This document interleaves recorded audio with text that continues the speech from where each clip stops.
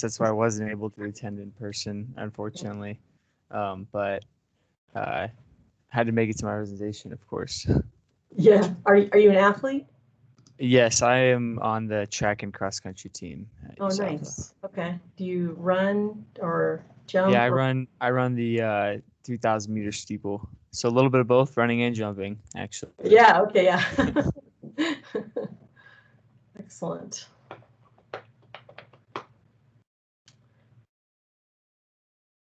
I used to be an officer representative for the Army baseball team. That was my cadet service there. And are you were you a Spanish instructor or okay? Yeah, I taught Spanish and also some Portuguese as well. I think we have a Brazilian themed paper this afternoon, and led a lot of language culture immersion trips abroad. And I also supervised all of the capstones for Spanish and Latin American studies as well. And then I got, hooked on leadership, and but they wouldn't let me be the department chair because I was a civilian, so I left to be a department chair, and now I'm the dean. So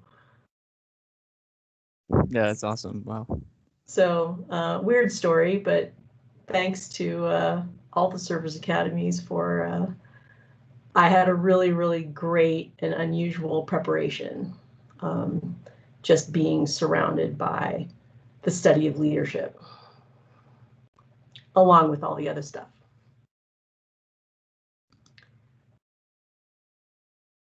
Okay, we are now recording, and it is 1 o'clock. Trying to see who else is here. Hello, Amy.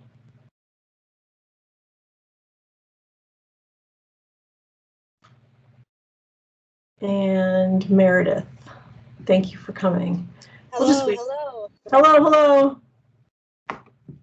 I know we want to be somewhat punctual. I feel like I should wait at least just one more minute.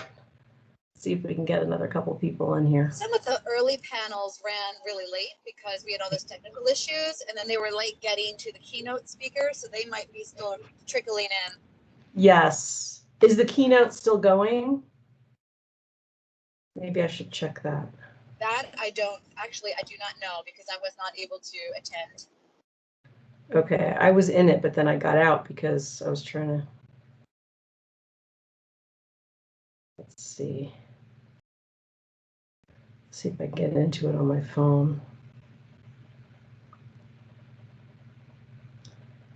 Keynote address. I'm sure the cadets had lots of questions.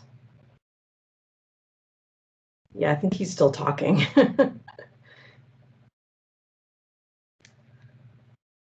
That is really wonderful to see because we just got some gems on leadership. So thank you very much for that, man. Okay, it looks like he's just getting a final sort of. Or here at the Air Force Academy, I learned something and have a takeaway. And my big takeaways today are to be a fearless learner and a courageous leader. And can't thank you enough. I know you have impact. Okay, he's getting some final thank yous though, so. We'll give him another minute.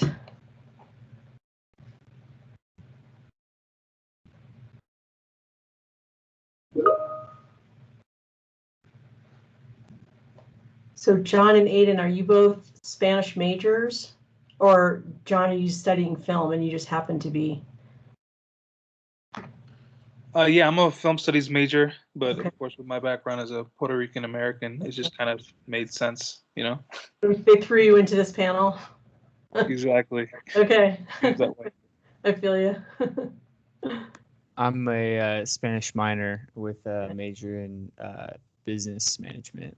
So I actually learned Spanish like from kindergarten, and was part of like a dual immersion program where we learned Spanish half the day and English the other half, all the way through elementary school, and then just continued taking AP classes in high school and And then, yeah, like basically you could validate all the way up to the 365 level at the Air Force Academy if you take a test your freshman year and do well enough. So now, yeah, I'm at like my fourth Spanish class, and I have one more. Even though I got my minor 2 classes ago. Basically, yeah, I got my minor with like with 2 classes basically. But if you want to be competitive for the like LEAP program, I don't know if you heard of that. But yeah, that is, I know it's good to take more classes, and then also I wanted to do CSLIP this summer for where they take a bunch of cadets abroad to some countries, and you basically do some classes and a bunch of sightseeing, and you have to just take a class before and afterwards. So that'll be my last class when I come back in the fall. That's great. Where are you hoping to go on that trip? Panama. Yep. They've mostly been canceled, but ours and like 5 others are supposed to happen. They said that it's pretty likely. We've got like all this paperwork in and done all this stuff for it, so it seems like it's working out. But yeah, we won't know until we're on the ground in Panama. That's absolutely true. My mom used to babysit my kids when I would take the cadets abroad, and she would say, "Well, where are you going?" I'm like, "Well, I think I'm going to Spain." "When are you going?" "Well, I think I'm going on this day," and because you just really never know. One of the trips that I took to Spain was the day after the terrorist attacks in Madrid on the train. We didn't know if we were going to get to go or not, but we did, so it was great. All right, well, let's get started. I know that we're a few minutes in, and I'm sure some other people will trickle in. And I want to thank everybody for coming to this amazing session that we're going to have on with papers related to modern languages and international studies. We have a lot of representatives from the Air Force Academy and also from UCCS as well. And so just as a brief intro, I'd like to just make sure everybody's video and microphones are muted. And we'll have a Q&A after each different presentation. You can enter your questions at any time in the chat, or you can also pop up after the presentation. Remember, all the abstracts for each of these presentations is online. And so we are going to start with Aidan Boyle from the U.S. Air Force Academy, and his research is a comparative analysis on materialism in American and Spanish culture. Take it away. Thank you. Are my slides still showing right now? Perfect. Okay. So hello, everyone. Today I'm going to be presenting a comparative analysis on materialism across American and Spanish culture. In the United States, everything seems to revolve around money, with advertisements, shopping malls, and large corporations everywhere. Americans cannot escape the idea that more is better. This principle is known as materialism, which is essentially the incessant pursuit of the good life through consumption. But surely no other country on earth could come close to matching America's excessive spending tendencies, right? Well, while studying the literary works of Spanish poets Jorge Manrique, Garcilaso de la Vega, and Fray Luis de León, I realized that these famous writers of the 15th and 16th centuries attached little importance to material wealth. Instead, they emphasized spiritual and intellectual ideals such as religion, family, and happiness. This idea, however, may not necessarily be true today, as Spain is rapidly modernizing and reestablishing itself as a world power. In conducting my research, I investigated 3 basic aspects of Spanish and American life: economy, family, and religion. Today, I'm going to give my comparison and analyze how each of these factors influences the country's perspectives on materialism. Although the United States is at the top of the world's largest economies, Spain is not as far behind as many people may think.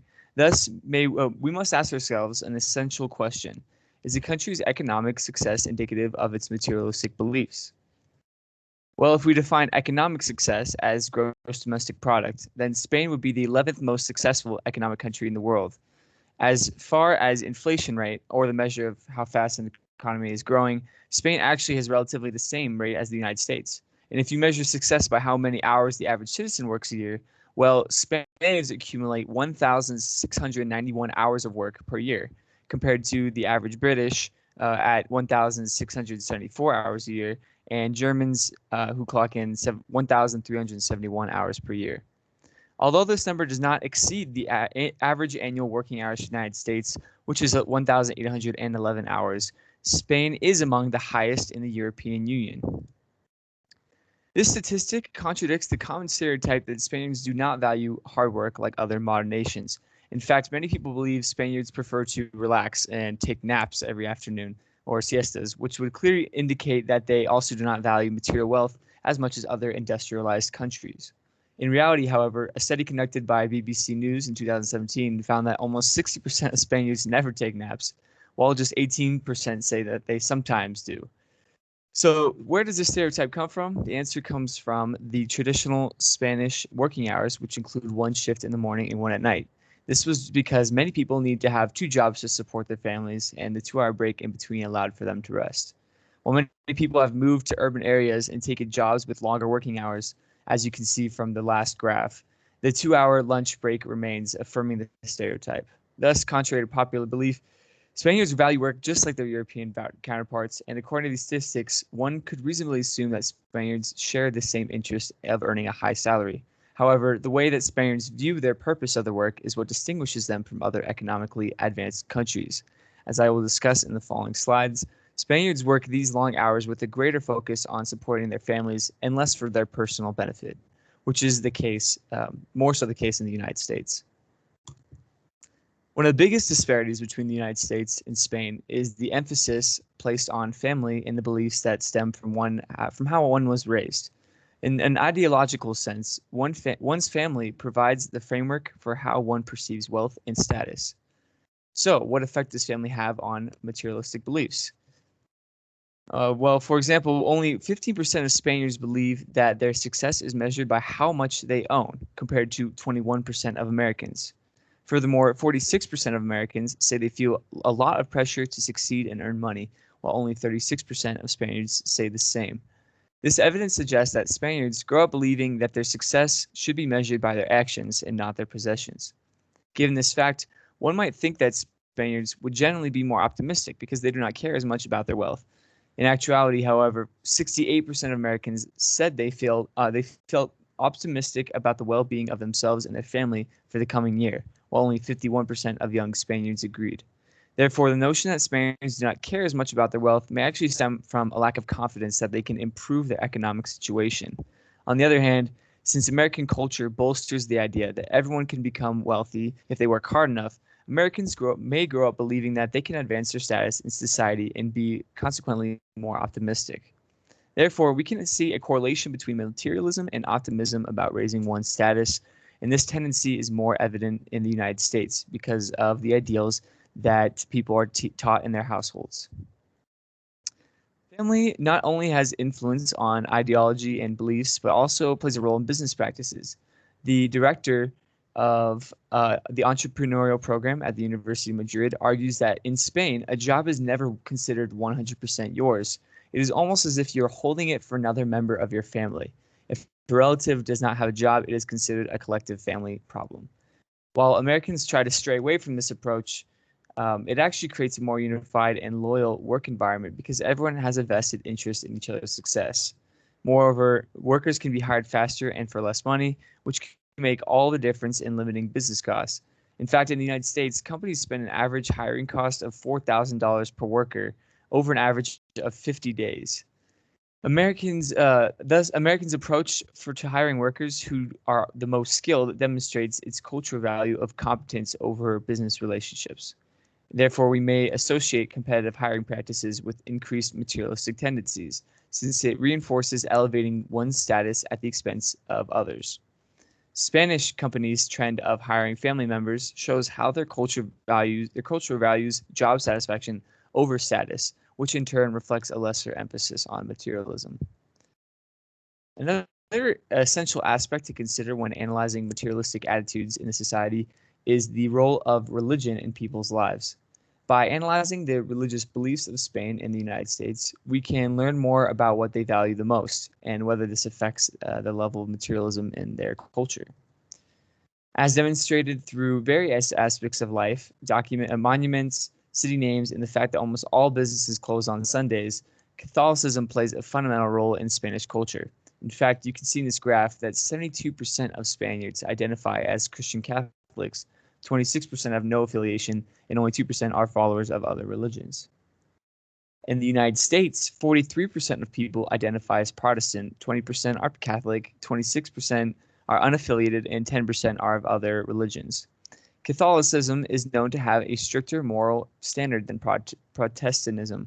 Therefore, it can be inferred that that Spain's high Catholic population creates a stronger religious environment than in the United States, where there's a greater mix of religions and less emphasis on a single code of moral values.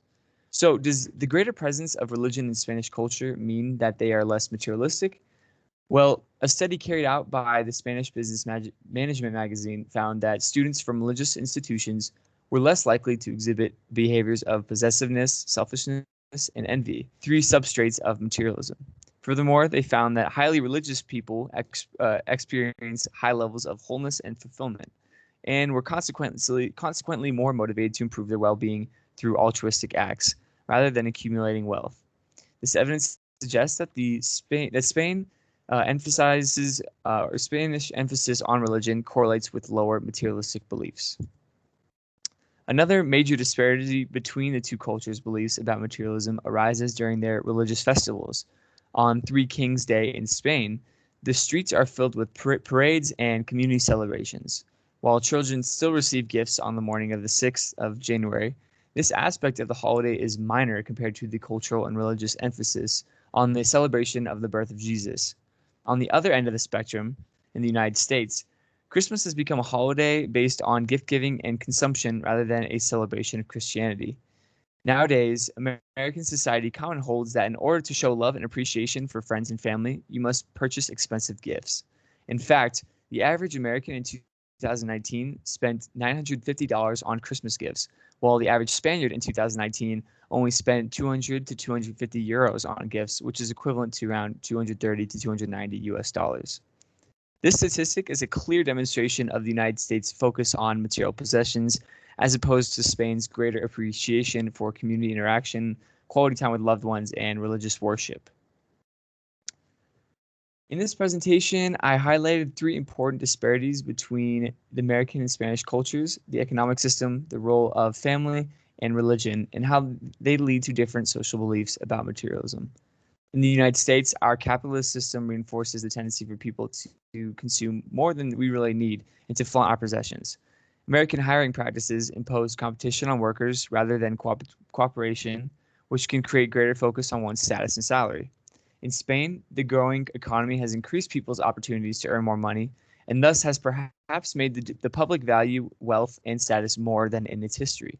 However, the cultural values that Spaniards developed through their family and religion have protected them from becoming as materialistic as in the United States.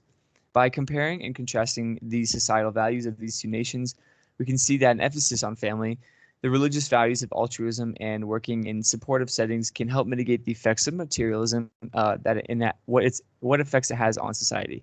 Therefore, in our rapidly modernizing society, we must reinforce these cultural practices so that we can create a world in which success is determined by one's actions and merits rather than their possessions.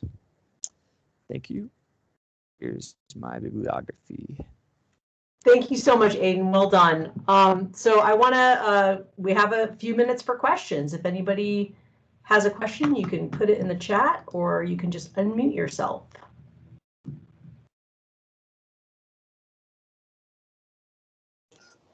Hi, Aiden. This is Dr. Scott in the history department, and I had a quick question for you. I was looking at the statistics that you put up regarding optimism about the future and economic security, and I'm wondering in your research if you came across anything about the effects of the economic crisis, because I believe that the numbers came from like the 2013 So not too far out from the crisis, and Spain really did suffer in that. And I'm just curious if in your reading and your thinking about consumerism, if that figured in at all. Yeah, I'm sure. I do know like that the optimism was definitely like that's more of a subjective kind of statistic, and so I definitely think that could be a contributing factor. Definitely that would make a lot of sense, and it could have kind of skewed that argument. However, I think I actually didn't see that being mentioned in the study at all, surprisingly. But I could see how that would definitely play an influence, and yeah, definitely just overall affect the optimism level in the country. But I was still surprised how great of a difference it was between the U.S. and Spain, as well as many other industrialized countries, which were all over the place. But Spain was very low on that list. Thank you so much. Yeah, no problem. Somebody's typing. I want to I go back to the talk about lunch, right, in Spain, which as you know, I'm not sure who else on this call would know this, is really more like dinner, right? It is the largest meal of the day in Spain, and that 2-hour lunch break is really just like dinner. Like everybody's sitting down, you're drinking wine, and it's like a major course, and dinner is like the late meal is much smaller, and that seems to have persisted, right, even in the sort of shift to a modern economy, where people don't necessarily have 2 jobs. They still really just have the 1 job, but the break in the day, right? And how tough that is to kind of, get rid of, right? It's really, really stuck. And I'm thinking too about the way you talked about how family is not only important to people in Spain, but also sort of part of the business culture, right? As opposed to sort of the individualism. And so I'm wondering if you're thinking, if you've thought about, or if you found any evidence or statistics that really speak to that idea of that materialism in the United States might actually really be a function of that individualism, as opposed to a sort of moral failure, right? And as versus in Spain, your characterization of sort of family, the responsibility that people feel to not only the immediate family but also the business family, right? That reduces materialism. I don't know if you want to talk about that.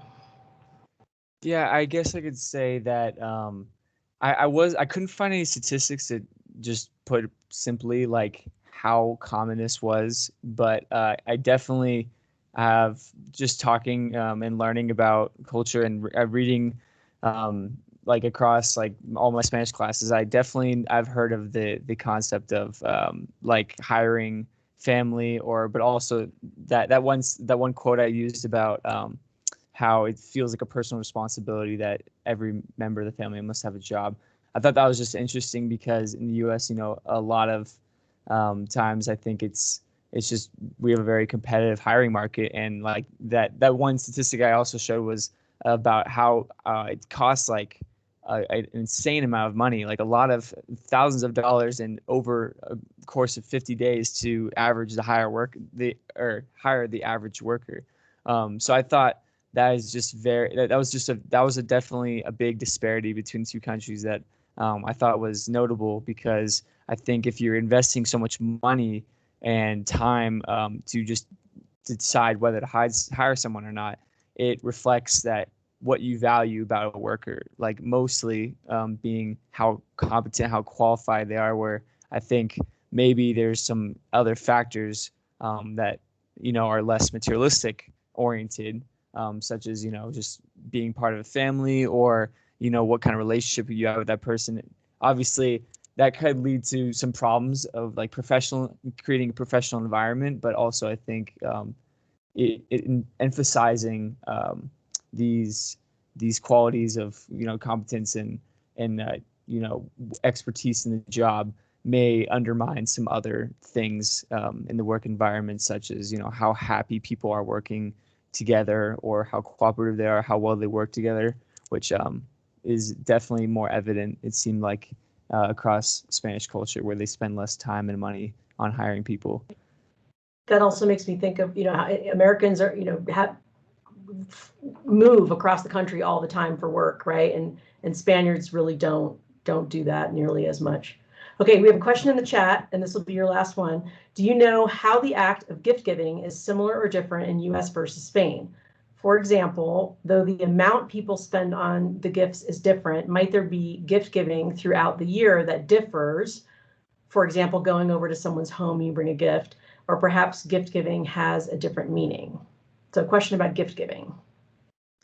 I think in the study I was reading, I really just was focusing on the celebration of like Christmas or Three Kings Day, where that was like the biggest disparity between the spending. But I'm sure I do know that is a very common cultural practice to bring gifts like whenever you're coming over to someone's house or for dinner or anything in Spain. So I assume maybe that would even out some of the costs. But I think as far as the meaning behind gifts, I think it's much more like obviously that example that you give of bringing something to dinner. I feel like that's in Spain, that it's a good symbol of of appreciating, being invited somewhere. You're always expected to, bring something and share. Whereas maybe in the U.S., it's like you kind of feel obligated to buy something for someone for Christmas. Like if you don't, then maybe you're not like a good person, but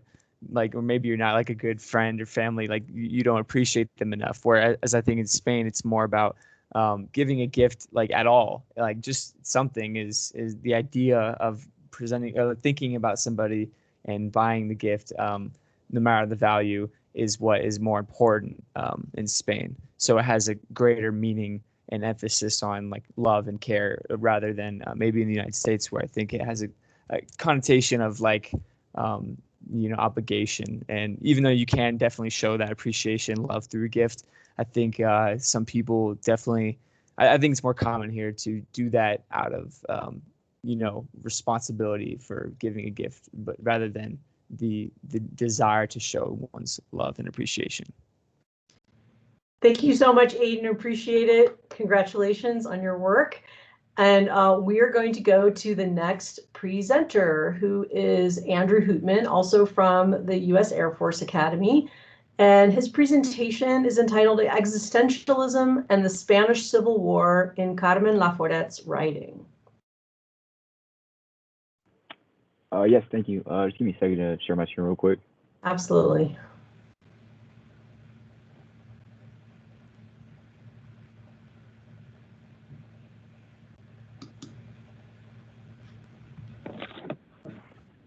Good afternoon, everybody. I'm Cadet Third Class Andrew Hootman from the U.S. Air Force Academy, and today I will be presenting about a research paper that I wrote about Carmen Laforet's Nada, a famous 20th century Spanish writer, and how her novel ties into the Spanish Civil War and the famous philosophical movement at the time, existentialism.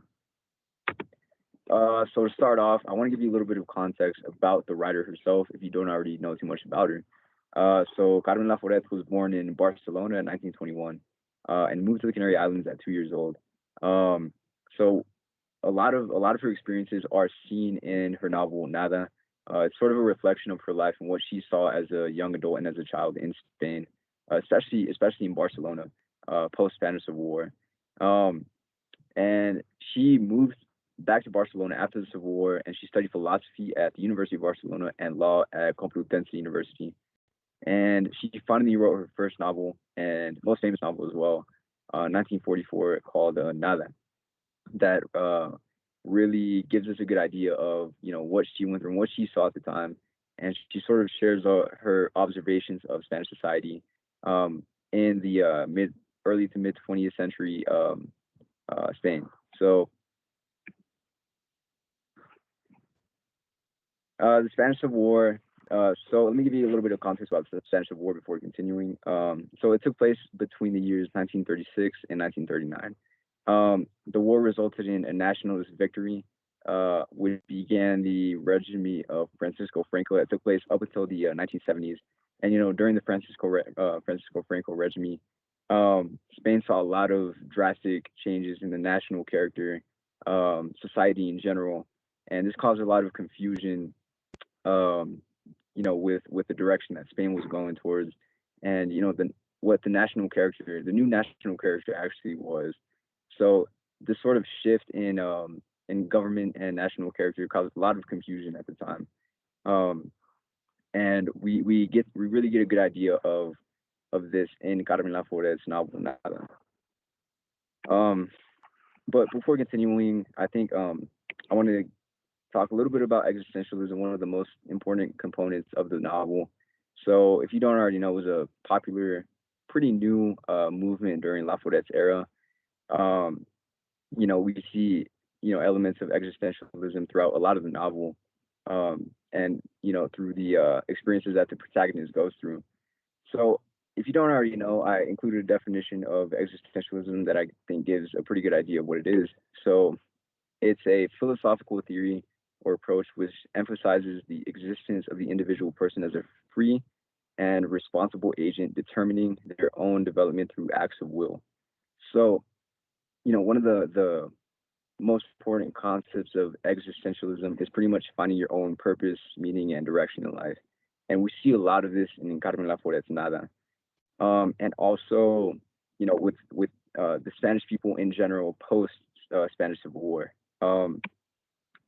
So, Nada was pretty much an observation of Spanish society during Laforette's time. Nada is about a girl named Andrea who moves to her grandmother's house in Barcelona to study at a university. Her grandmother's house is a pretty toxic environment. There's a lot of fighting that goes on between the family members that live there, and she really struggles to get through this. And you know, to leave this, to escape this difficult environment that she finds herself in, she wanders throughout the city. Enjoys art, and we see this sort of existential crisis that she goes through throughout the novel. And you know, Andrea, the protagonist, is pretty much a representation of what the Spanish people were going through at the time. A lot of Spanish people were confused um, about their lives in general. The Spain as a whole was confused about where they were going as a result of the destruction and drastic changes after the Spanish Civil War. Um, and we see a lot of elements in existentialism in this book, like I mentioned before. The protagonist struggles to find her identity, especially because she's a young adult, and this is around the time that people really do a lot of like self exploration and learn a lot of new things about themselves. But she is pretty much a representation for the Spanish people at the time. They didn't have a completely good understanding of the direction that the country was going to, and she sort of is a reflection of this. She's in a constant state of existential confusion, especially due to the difficult environment that she lives in, and this sort of shows the difficult environment that the Spanish people as a whole lived in, post Spanish Civil War. Um, and the house that she lives in actually represents Spain as a whole. So Andrea's grandmother's house used to be a really nice place. She has a lot of beautiful memories there. But she leaves for many years, and whenever she comes back, she finds that it's in ruins. Uh, Similarly, Spain went through something pretty, you know, similar to this, I suppose. Spain had a glorious era where they were one of the most powerful and well-respected nations in the world, and then events like the Spanish Civil War occurred, and they found themselves in a completely different global position. Um, so we see this sort of like metaphor uh, through the house, with the house of Spain, both having good eras and bad eras. Um, so in conclusion, Laforette's experiences of Spain are relayed through this book. We see her observations of Spanish society, where it was going, where it was at the time, through the protagonist and her experiences. Existentialism is an extremely important concept that we see in this book, and it sort of gives us a good idea of what the Spanish people were going through. It was sort of an existential crisis in a sense. So now that is pretty much a representation of Spain as a whole post-Spanish Civil War. Thank you for listening and have a great day.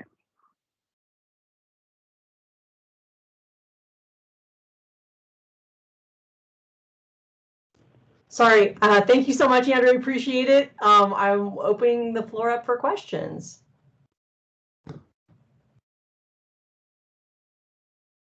And I can start with one if no one else has one. So it's been a while since I read this one, but as I recall, the protagonist is coming to Barcelona from like a rural town, right? Like to study, right? She gets a scholarship or something like that. She gets to come to the big city, and the only way that she can go is to stay with family, right? And so we have this. This is actually sort of connecting with Aiden's presentation, right? That the family just takes her in because she's family, right? But all kinds of verbal and physical abuse happening, the decay of the house and all of that, and this choice, right? So this is sort of your point of existentialism, is that you act like nothing really means anything, that you have free choice to do, to do what you want and act, take action, right? And so for this novel, the protagonist of this novel is female, right? The author is female. What do you make of, if we're talking about the novel as, you said a metaphor, really it's like an extended metaphor, maybe even we could go so far as to call it an allegory, right? Of the decay of Spain post Spanish Civil War, and we're actually post World War II. Well, actually we're mid World War II, right? What do you make of the fact that the protagonist is a woman and it's a female character that is actually actualizing herself and taking action in this way? Yeah, so I really appreciate the insight on that question. I have not put too much thought into the fact that she is female. Now that I think about it, I think that she probably definitely Carmen Laforet and Andrea in the novel probably experienced their own issues unique to women at the time. So I definitely do think that probably added on to the, I guess, like the existential crisis that they might have been going through at the time, just because of the fact that they might have experienced different pressures, I guess that males didn't go through, and just their own difficulties that were unique to them. So, I would imagine going through the difficulties that Spain as a whole was experiencing at the time, on top of the pressures that, they may have felt as women, for sure contributed to this existential crisis. That's not, if in all honesty, that's not something I've put too much thought into. I definitely do think that it's an important aspect of the protagonist in the novel, and probably Carmen Laforette's life. I definitely do think it's an important component of Carmen Laforette's life and Andrea and the protagonist in the novel.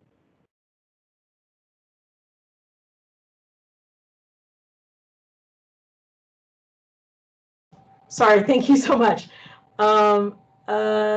Here's a question for you. Okay, I'm curious about the specific ways that Nada speaks to Franco's regime and the end of the Republic, or the trauma of the Civil War.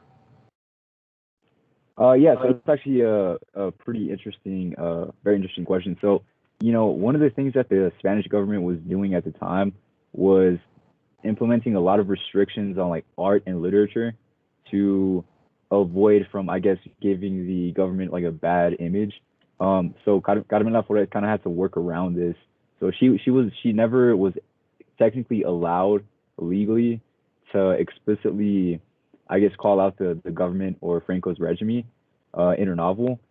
But we do see elements of sort of what the Spanish people felt at the time, although not explicit.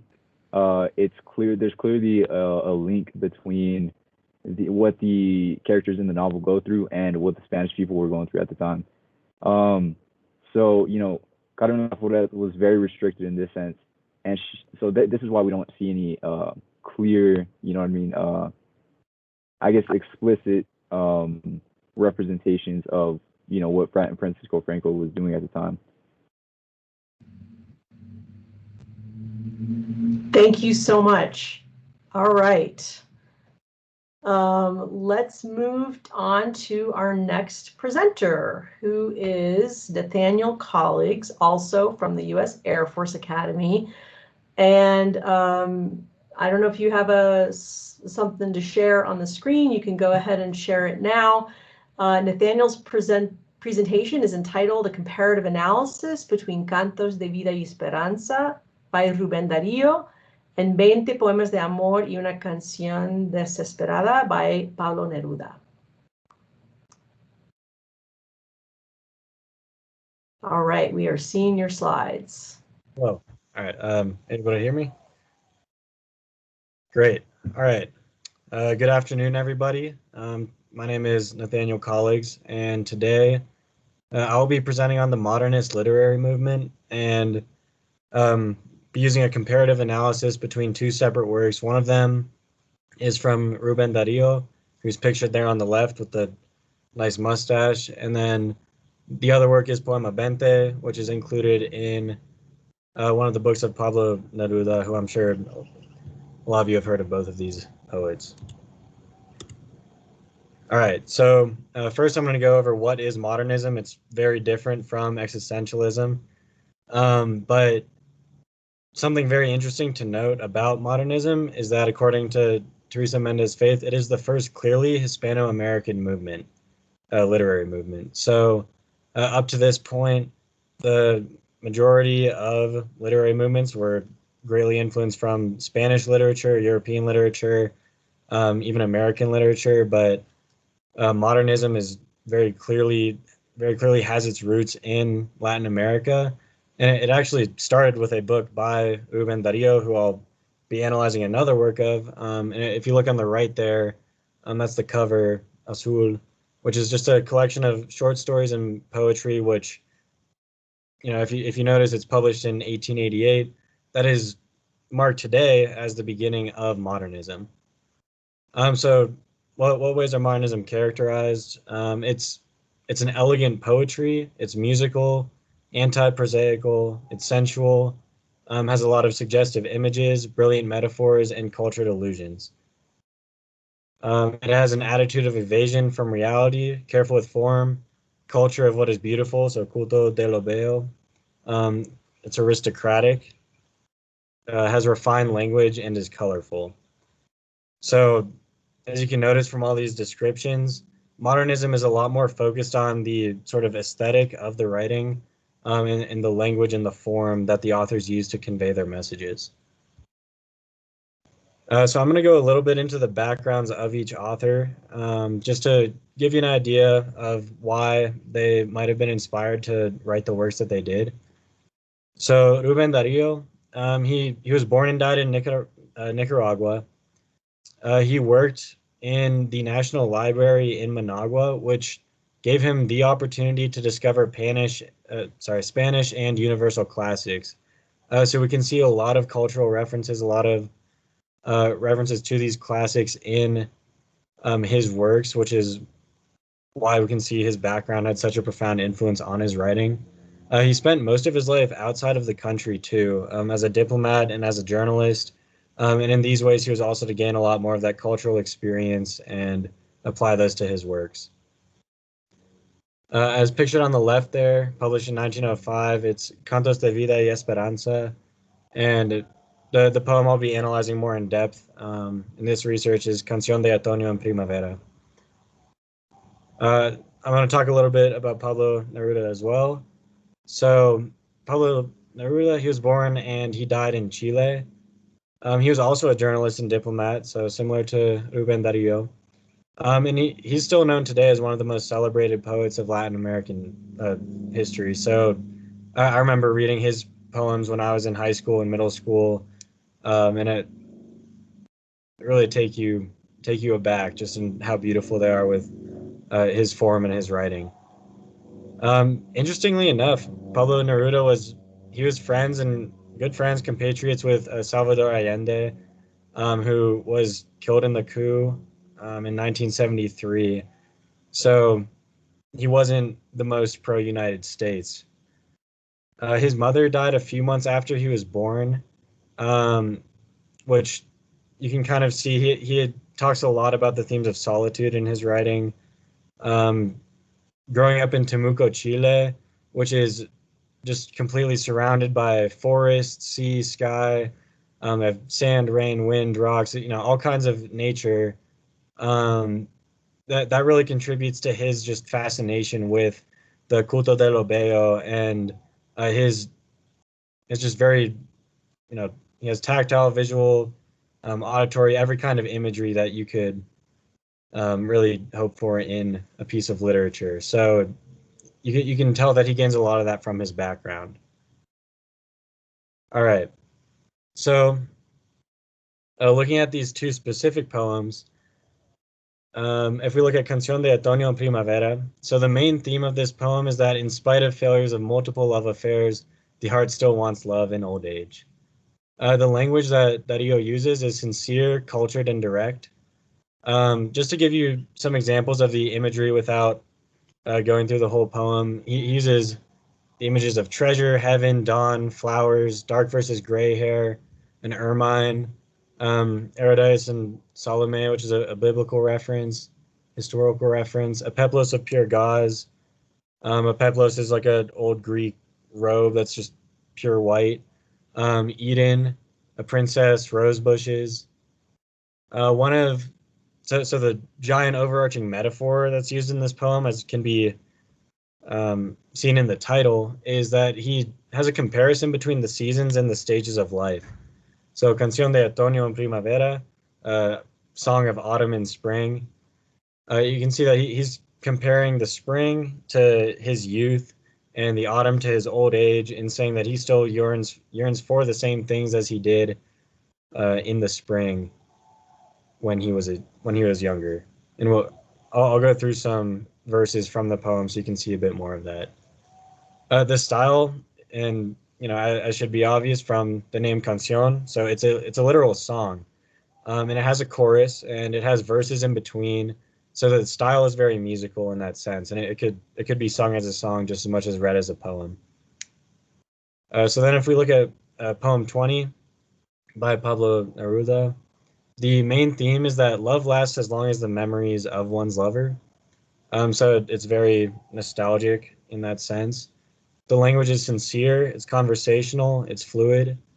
Just to give an idea of some of the examples, as you can see on the left there, if you read that verse, is that he talks about the stars and meteors, the wind, the sky, the grass, and the dew, the whitened trees, the eyes, the body, just all of this imagery to really give his poem life.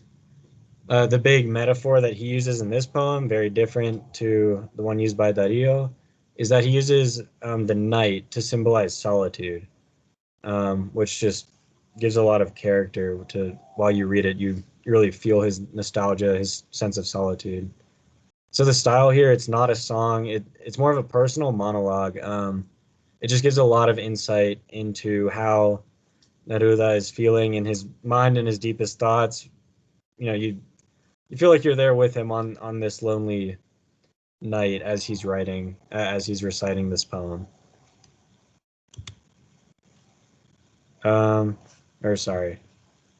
Just to go over some similarities between the two poems, both have this nostalgic and melancholious tone. Both are talking about past love affairs, so it makes sense. And then both use light and darkness a lot. So as you can see in the images, like an ermine, that's like a rodent with just pure white fur. Peplos, I talked about, that's like a white robe. Herodias and Salome, that's a biblical reference to Salome is the daughter of Herodias, who asked for the head of John the Baptist. Had pure black hair. If you look at Poema Bente, the stars and meteors, so very dark. Nathaniel, I think we're seeing I think we want to see the next slide. There we go. Oh, I'm going over the both used right I'm now. going over both of them for. Okay, sorry to interrupt. No worries. I just went back to it really quick because I wanted to go over the light and dark, just because that is a good part of it. So yeah, in Pablo Neruda's Poema Bente, he uses the night and contrasted with the white and trees, just light and darkness. So here I have some specific verses that repeat themselves or are just especially important throughout these poems. So Dario, as I mentioned earlier, it's a song. Like he has this chorus right here, su estribillo, and this is my rough translation from the Spanish, so it doesn't convey the exact meaning, but just so that you get a sense of the theme of the poem. He says, "Youth, divine treasure, you've already left, never to return. When I want to cry, I can't, and sometimes I cry without wanting to." So that's his chorus, and he repeats that 5 times throughout the song or poem. And between each of these choruses, he describes one of his past love affairs. So one of these examples is "She naturally was for my love made of ermine, Herodias and Salome." So we can see that the themes here are lost youth, love, the difficulty of life, old age, and death. It has a very nostalgic, melancholious tone. We can see the cultural references, just visual imagery, such as like the fur of the ermine, Herodias and Salome. I already talked about that reference a bit. So we can just see that, from these 2 verses and that chorus that repeats throughout. Then if we look at Poema Bente, Neruda, he has this main verse, which is the first line of the poem, and he repeats it 3 times throughout, which kind of, it's not in the same way as a chorus. It's more as like I said earlier, it's like an inner monologue. It's kind of like he keeps repeating his thoughts, keeps taking himself back to the beginning of his inner monologue, and it's kind of jumbled in that way.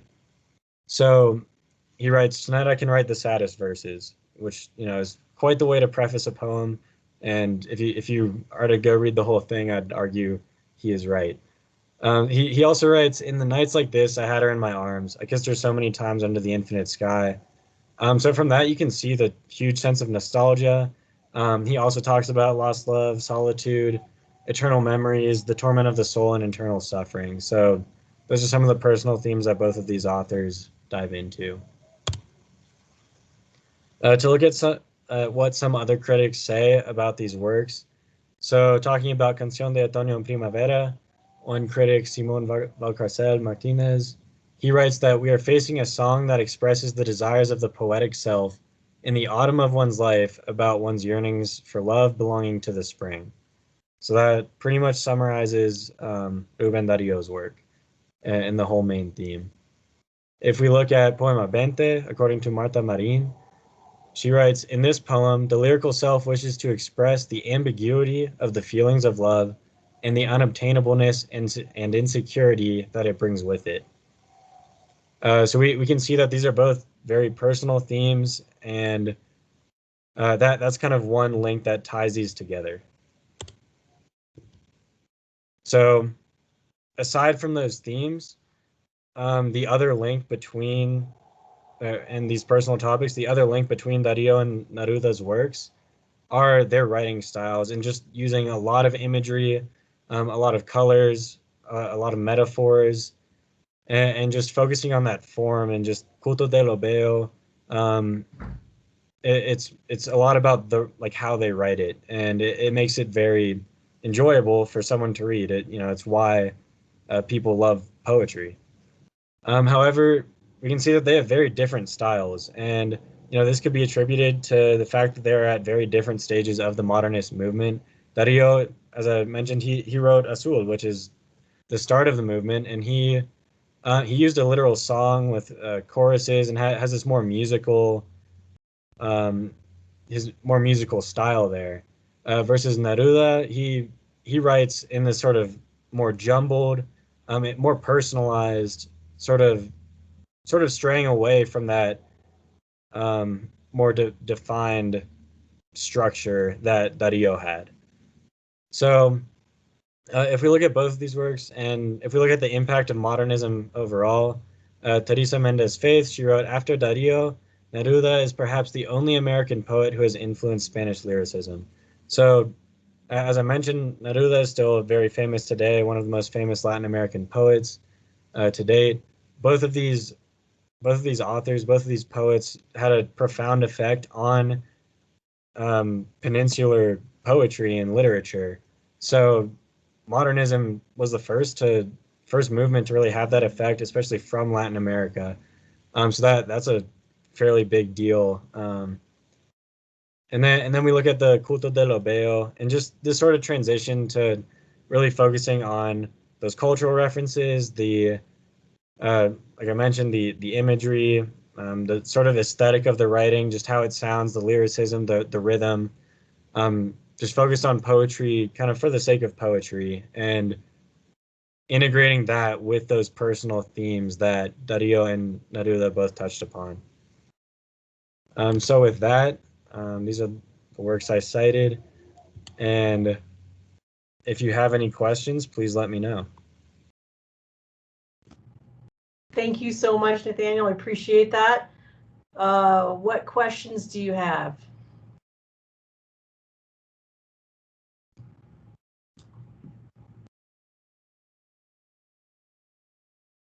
All right, I'll start with one just to get you going. So modernismo in Latin America is so interesting because it's really focused on this kind of like art for art's sake, right? That we're really focused on, as you said, the form, the imagery, and the natural world, human emotions. And we know that later on, Neruda, because this the 20 Poemas de Amor is early, very early, right, in Neruda's career, whereas the Canción de Otoño y Primavera is a little bit later in Dario's, right? We know that much later, and Neruda lives a long life, right? He lives like into the 70s or something like that. That his poetry becomes much more politically focused, right? So moving away from art for art's sake and into something that's much more, okay, I have to do something about this, right? And this is the totally unfair question, right? That if Dario had lived longer, right? Like, is this sort of a function of the human, growth, right? That you eventually become more, I don't know, politically compromised, not compromised, but comprometido, right? Politically committed, or do you think that Dario would have, continued to write in the modernismo style? So that's sort of like the first question, and then just pointing out, as you did already, but how influential this style was, not only in literature, going all the way back to the La Madre Patria, right, and other especially Western, cultures, but also even in architecture, right, and art, and not only in literature. So anyway, art for art's sake and political poetry. What do you think? Right. Fantastic question. Thank you. I think both Dario and Neruda were both very politically inclined. Both had similar backgrounds as diplomats and journalists. And I think, both extraordinary writers, so they both absolutely had the talents to, and I think from their backgrounds, they had the motivation to write about these topics. I think a lot of it came down to the periods that they were living in, the events that happened during their lives. Sort of like the one poem, A Roosevelt, or To Roosevelt, or No Me Lo Pidan. These are examples of poems that are very, very political in nature. And I think that a lot of that just has to do more with when they were living, when they both kind of started with or they were both, yeah, I guess like you mentioned, Darío came at like the end of his life was more when he started going into modernism versus the beginning of Neruda's career. That's when he picked up modernism, and eventually that developed into postmodernism, which a big part of which would be that sort of more politically geared message. And I think a lot of that has to do with the events of the time. So, Spanish American War, which obviously, Darío was still writing at the time, but I think Neruda's focus was sort of after all these events, looking at American intervention in Latin America, in Cuba, um, probably most prominently. I think those events all contributed to his stronger fascination with the political side of writing and causing that kind of change. Does that answer your question? Yeah, super. Thank you. Great Thank you. job. Anybody else have a question for Nathaniel?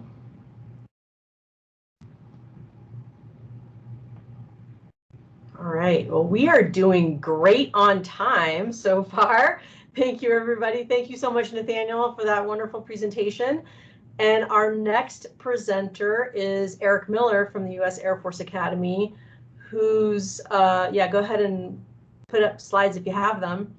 And the title of his presentation is El uso del ubisunt y la tradición histórica en las copas de Jorge Manrique. Are we going to be in Espanol? Oh, okay. No, I'm going to be presenting in English. Okay. But thank you for that introduction.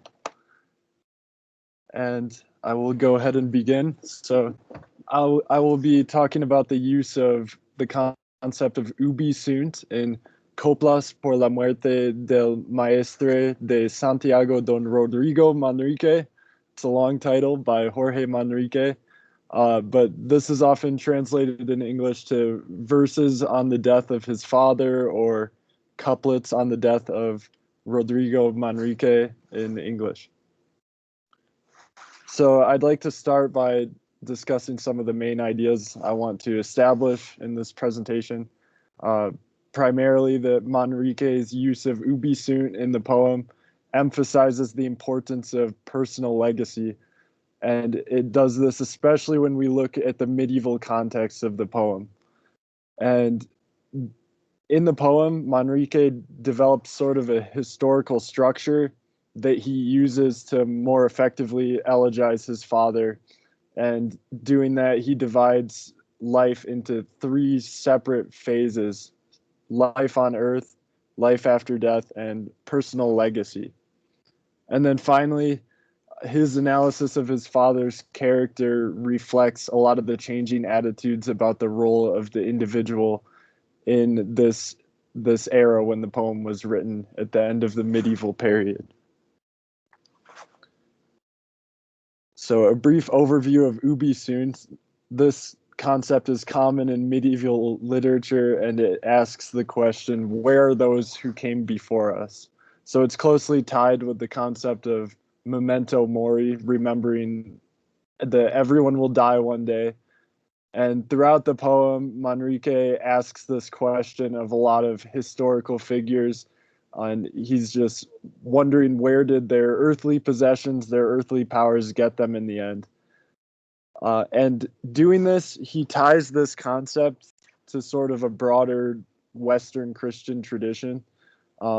This one critic, Liz Abe, describes the use of ubi sunt belongs to a tradition of elegiac poetry, the presence of which can be gleaned from the Bible. So, of course, this phrase ubi sunt originated in the Vulgate translation of the Bible, so it's closely tied with Christianity. And in addition to that, the form of the poem, an elegy for the poet's father, is a tradition that focuses on the life of the individual rather than epic poetry, say, which focuses on the origin of a group of people or some broader event. So in invoking ubi sunt in the poem, Manrique starts to establish this idea that he wants to focus on the personal legacy of his father in light of this longer tradition that we can find in Western Christianity. And so for the first section of the poem, Manrique focuses on these ideas characterizing life as a preparation for death, a distinctly Christian idea. And in this, he uses ubi sunt not to devalue life on earth, but to emphasize that personal legacy of his father. So in the first lines of the poem, he asks the sleeping soul to remember. So he's asking to look back on the past. And then in the final line of the poem, he also talks about his father's memory living on to comfort us. So he starts and ends the poem with memory to establish this idea that this personal legacy, the way you are remembered in your life on earth, is important. And one of the images he uses is a common one, the image of a river leading to the sea. So life leading to death. And he establishes this as universal because he talks about different sizes of rivers, like rivers or streams, they all lead to the sea, no matter what their riches were or power. When we apply this to people, he's talking about their political power or their riches. It doesn't matter. Everyone leads to the same destination, but it's that sort of personal legacy, how you're remembered, that really matters. So he goes on to discuss various ancient civilizations. He says, dejamos a los troyanos and dejamos a los romanos. So sort of saying we leave behind these old civilizations, the Trojans, the Romans. Their architecture, their power is no longer visible to us. They've been left in the past.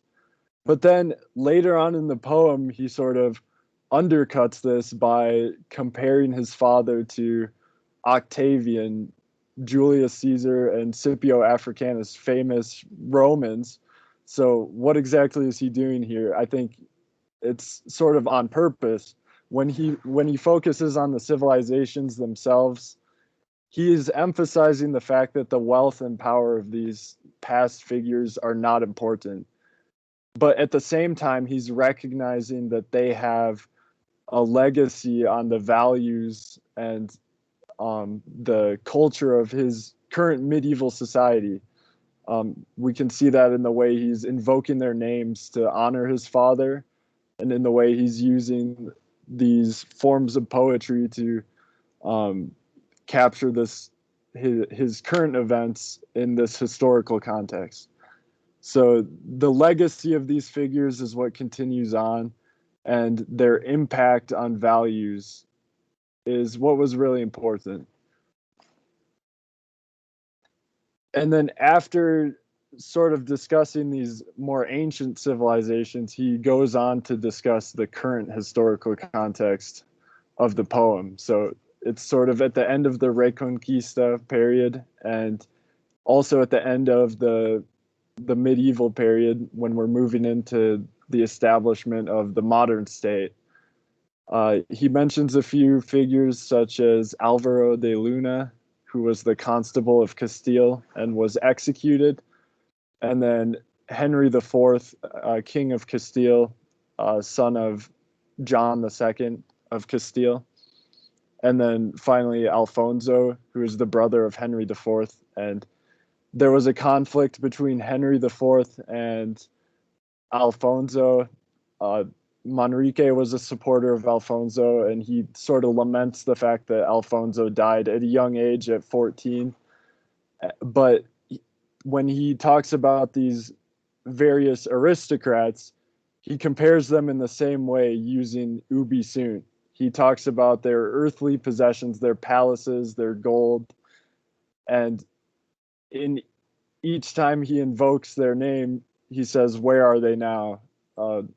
What has happened to all their power and their wealth?" And it's clear that he believes not much has come out of it. Yet, finally, when he shifts to his father's description, he focuses more on his father's impact on those around him. So the way that his father was a good master, a good soldier, and he was viewed that way by other people. And it's interesting that he doesn't mention explicitly Isabella and Ferdinand, the Catholic monarchs who his father served.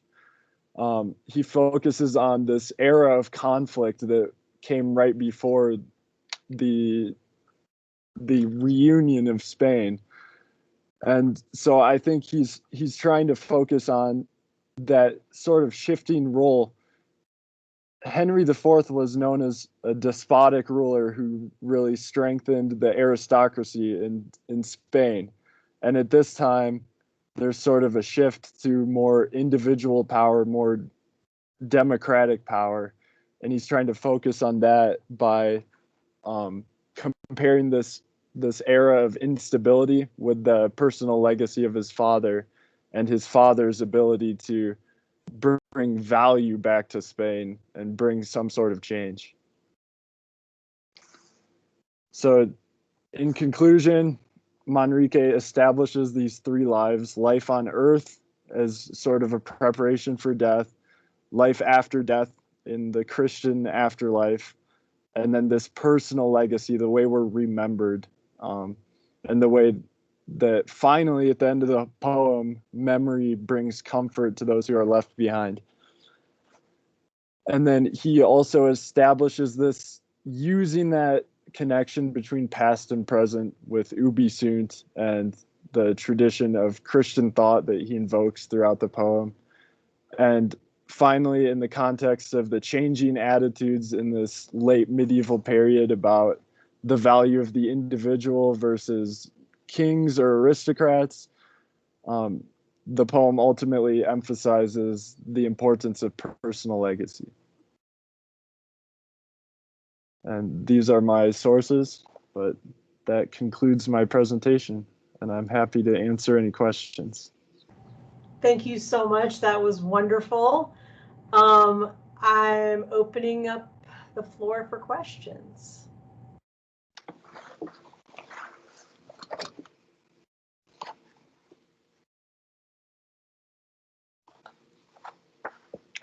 Well, okay, so I love this poem, and as you mentioned it, you know, it really sort of straddles, right, that kind of transition period from the end of what we would call the medieval in Spain and into the early modern.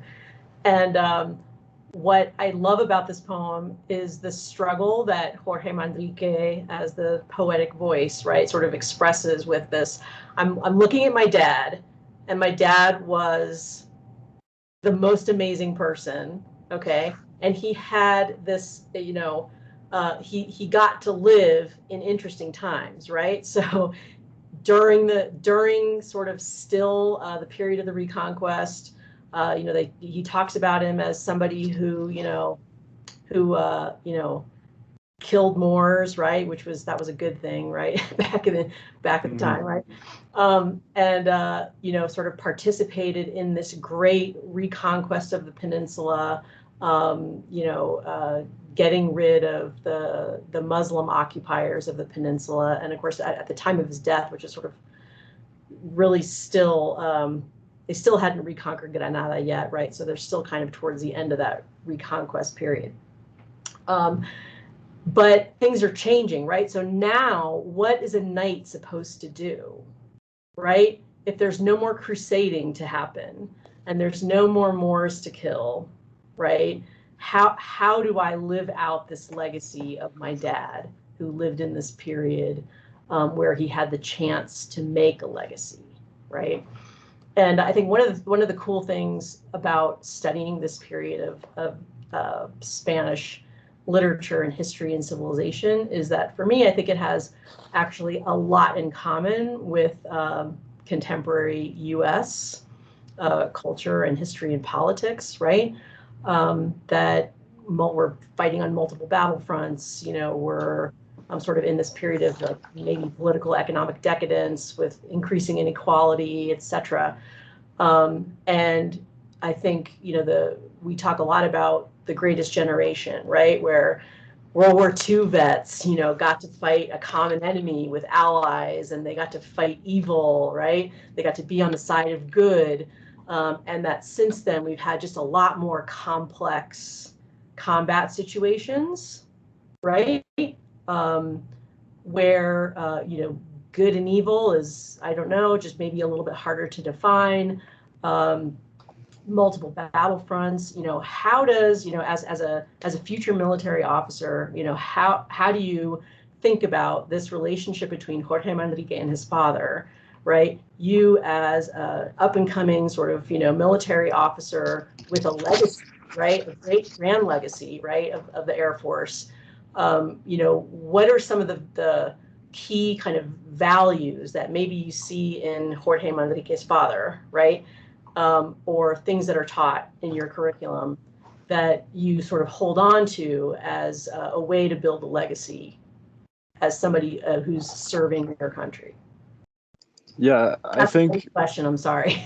Yeah, that's a great question. And I think I'd point to a really specific point in the poem where, like I discussed, after he discusses these monarchs in Spain, he shifts back to his father and he mentions his father's deeds and says, I do not wish to exalt them, for every person living knows what those deeds were. And then he goes on to say, what a friend he was to friends, what a master to his servants and his kin, what a foe he was to foes. So he sort of creates this shift from focusing on deeds to focusing on right relationships. So friends to friends or foes to foes.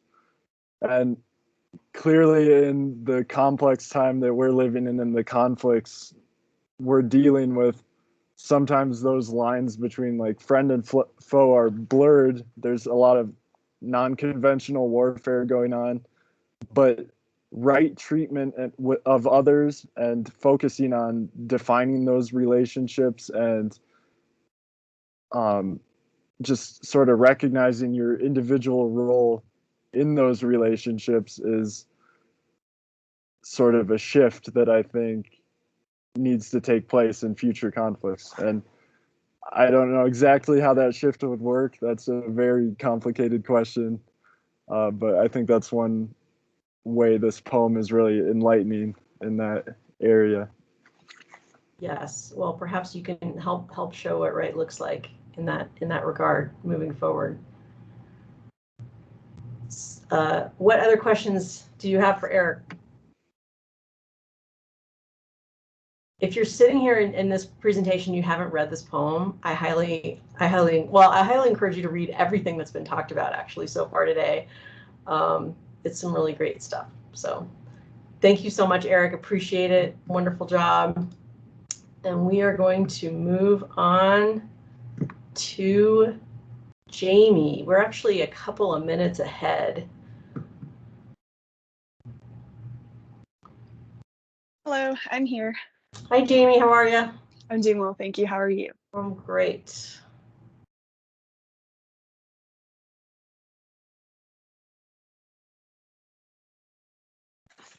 We're going to get into drama, which is my favorite.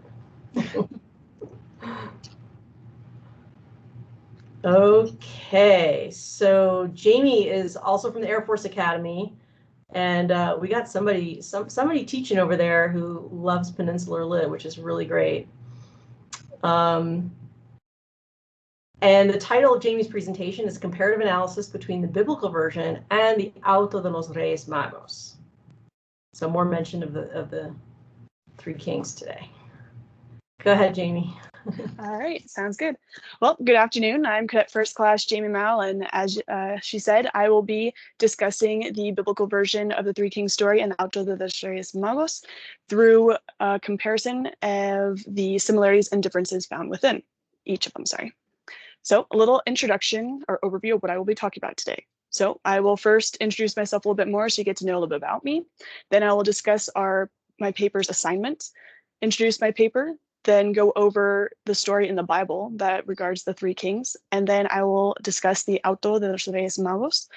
I will then go over the significant differences between the two, and finish up with my conclusion and a few parting thoughts. So a little bit about me. I come from a large family. I am the oldest of 6 kids. I have 1 sister and 4 brothers.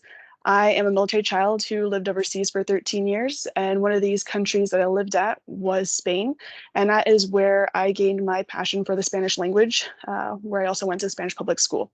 And yes, you do see that. It does say Army family. I am in the Air Force Academy, however, and my introduction to the Air Force came via the preparatory school. I was a member of Bravo Squadron with the class of 2017, and I will be graduating this year from the Squadron 18 at the Air Force Academy. I'm a biology major and a Spanish minor. Okay, so a little bit about the assignment. So the last 2 semesters of Spanish classes here are the highest level deal with literature.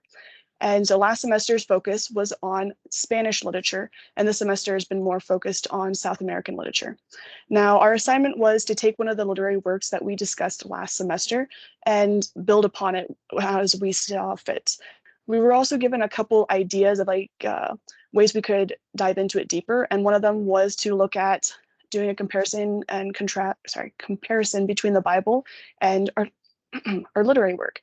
So I decided to look at the 3 Kings story in the Bible, and I noticed that the story was very, very short. I found that there was only 12 verses, and what I consider to be the 3 kings, or in terms of the Bible, the Magi, are only listed twice. So I chose to write my paper on this topic of the 3 kings to see how the Auto de los Reyes Magos got so detailed compared to the original story being so short with limited details. So, little introduction. The purpose of my paper, as stated earlier, was to compare and contrast to the 3 Kings stories. And I do this by evaluating the key similarities and differences found between the 2. And before you can understand why they were written or how they were written and how that impacts them, you have to understand the historical background and the form of evangelism that they were using in those specific historical times. And once you identify these differences, it's important to reflect on how these changes impact 1, the story, 2, the meanings that come from the story, and 3, the symbolism behind some of the key points or things mentioned in there.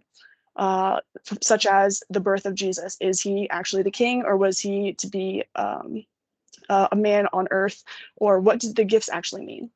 So as we know, these stories, the story of the 3 Kings, has a great influence today on our religious festivals, along with literary works that we have in today's world.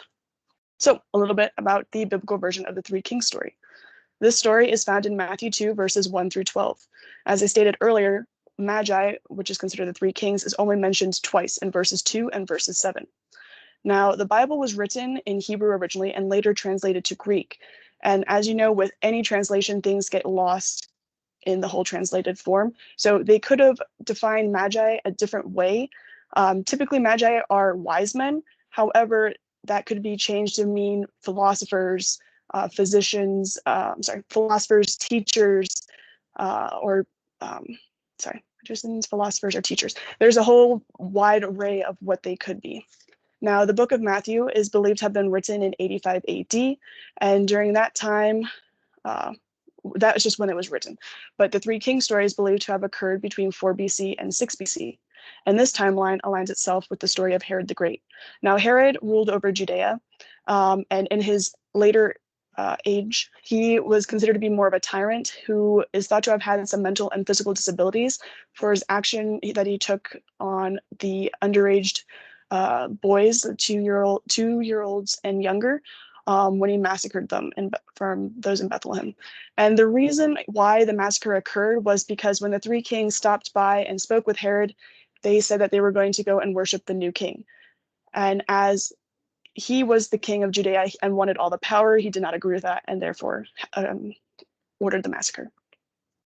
All right, so a little bit about the theatrical version. Now, this is a Spanish work, and it's titled Auto de los Reyes Magos, and it dates back to the 12th century. Now, this is the start of the medieval theater, but this is the first work to be done in Castilian and Spanish. For in the past, most of these were translated and shared with other people in the Latin language. And as I said earlier, historical context matters, as this was the time when the Spanish Empire was rising. And as they conquered new lands, they had to introduce their religion, which was Christianity, to these new territories, and they also introduced their kings and queens at the same time. Now, the origin of the story is widely unknown, and from my research, they can't pinpoint it exactly. Some say it could have come from France, but others say it could have come even further back from the Middle East through oral tradition of the story being passed down. Today, it's done with plays, and in the past, they did it with plays and parades and event plazas. However, this was a form of evangelism for the common people, because as we know, a lot of the common people were not well educated and could not read. So having the Bible was not helpful for them. So having a visual representation and being able to hear what was being said allowed them to also be introduced to the Christian religion. Okay. So here is the big point in my paper, the significant differences between the two. As I stated, the Bible was really short, had 12 verses, and was very limited in detail, focusing more on the actions of Herod than on the actions of the three kings. There was no title assigned to the visitors, for I said it was just magi, and there was not even a number given. And that is even a point of contestment between different cultures as well, because some say there were 6, others say it can go up to 12 and even 64. But it just depends on what culture is discussing the story. And as I said earlier, we don't know if they were kings, magi, or teachers, but the Bible has them defined as magi.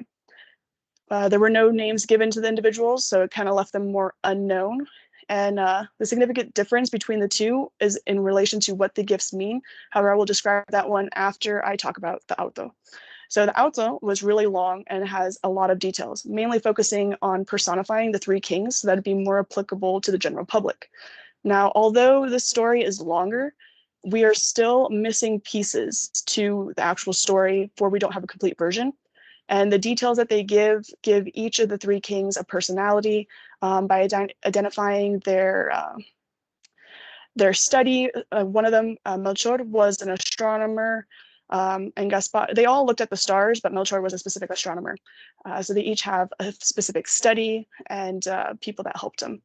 Now, the kings were all given names, which further helped the public personify them and be able to relate themselves to them. So they were named Gaspar, Balthazar, and Melchor. And now I get to the big point, the significance of the gifts. So in the Bible, the gifts are the gifts signified or proclaimed the divinity of Jesus, while in the auto, the gifts were a way to test the child's divinity. And we know from how the three kings talked with Herod that they said that they were coming to worship the one true king. Meanwhile, the auto, they were on a search to see whether or not he was. So we know that the three gifts were gold, frankincense, and myrrh. So the way they tested the divinity of the child was to see which one he would pick. If he picked gold, it symbolized that he was the king of earth based off of his greed for riches. If he chose the myrrh, he was deemed to be a mortal man because he was eventually going to die. And if he chose the frankincense, he was deemed to be the celestial king, which is, in other terms, the Messiah. Okay. Conclusion / summary. So as I said, there are many differences between the two works, and in short, I just restate that the Bible was short, had few details, and focused on the actions of Herod, while the theatrical version was long, contained many details, and focused on the three kings. And when these works were written, explains the form of evangelism that was used. So as we know, with the Spanish conquest and its growing empire, they needed a way to share their information, which resulted in more plays and portrayals of the stories via statues or paintings. And that was just a way to share the word. And in the end, these stories have greatly impacted our society today, with the Three Kings Day for countries that speak Spanish, which is celebrated on January 6th, which is mainly their big Christmas event. And then we have Christmas for Christians or most of the US populations today. All right, so final thoughts. I really did enjoy researching this topic because having been in both the Christian realm and also the Spanish realm and seeing the two, I kind of just mixed the stories together. And I didn't realize that there were so few details in the Bible that I had just kind of taken the ideas from the plays and the culture in Spain and just kind of mushed them together. But I don't think that having these two different perspectives really changes it. It just makes it more applicable to us today. So I wanted to thank you guys for your time and attention today, and I'm open to questions. Thank you, Jamie. Let's see what questions people have. I want to try to not ask the only question. Margie's typing. Yes, this is. Yes, hello everybody. Well, I just want to congratulate all the presenters. Excellent presentation. And I want to thank you, Lynn, too, for chairing this session. But I'm very proud of each one of you. I think they were excellent presentations. Ismeni, are you the professor? Yes, I'm not the professor of the presenters, all of them.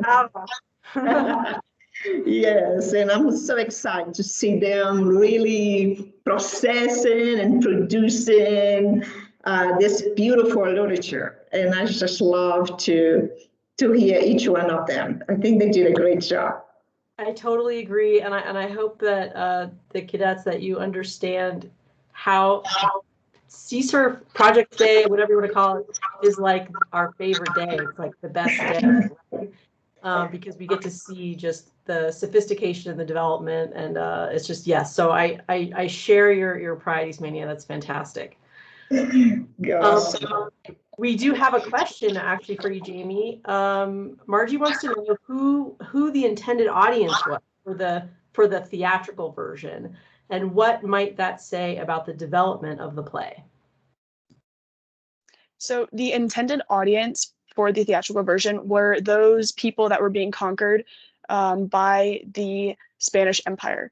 So most of the time, those would be farmers or people that didn't understand the language, possibly.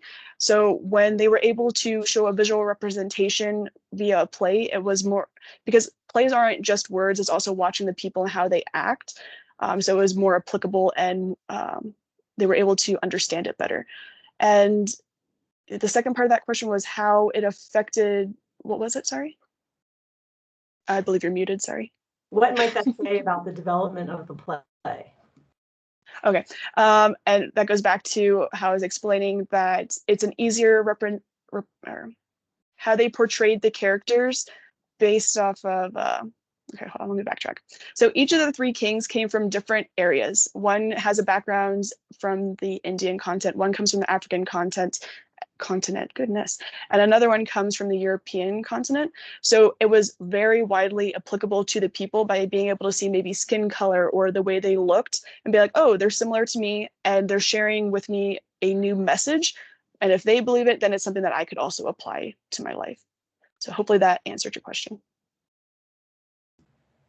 Awesome. Okay, we have another question. Not sure if this is your brother or what, but since the origin of the story is widely unknown, do you think the theatrical version is just the author's interpretation based loosely off the Bible?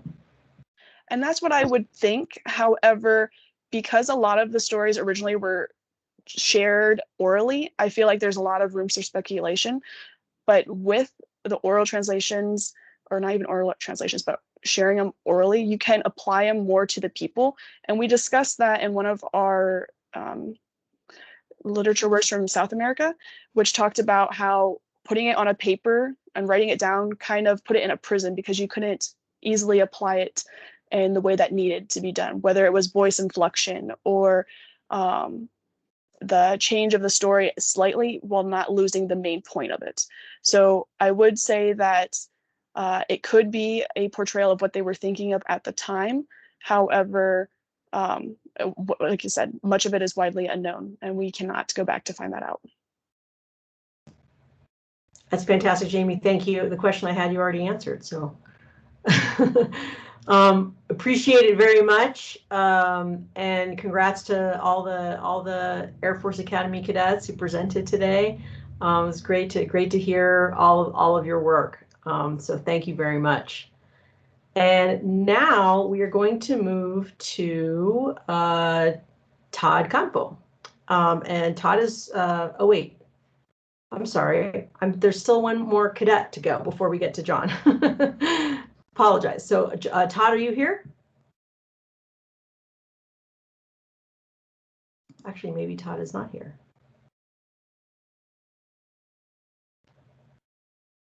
Okay, I think Todd is actually not here, so we will go to John. John, are you ready?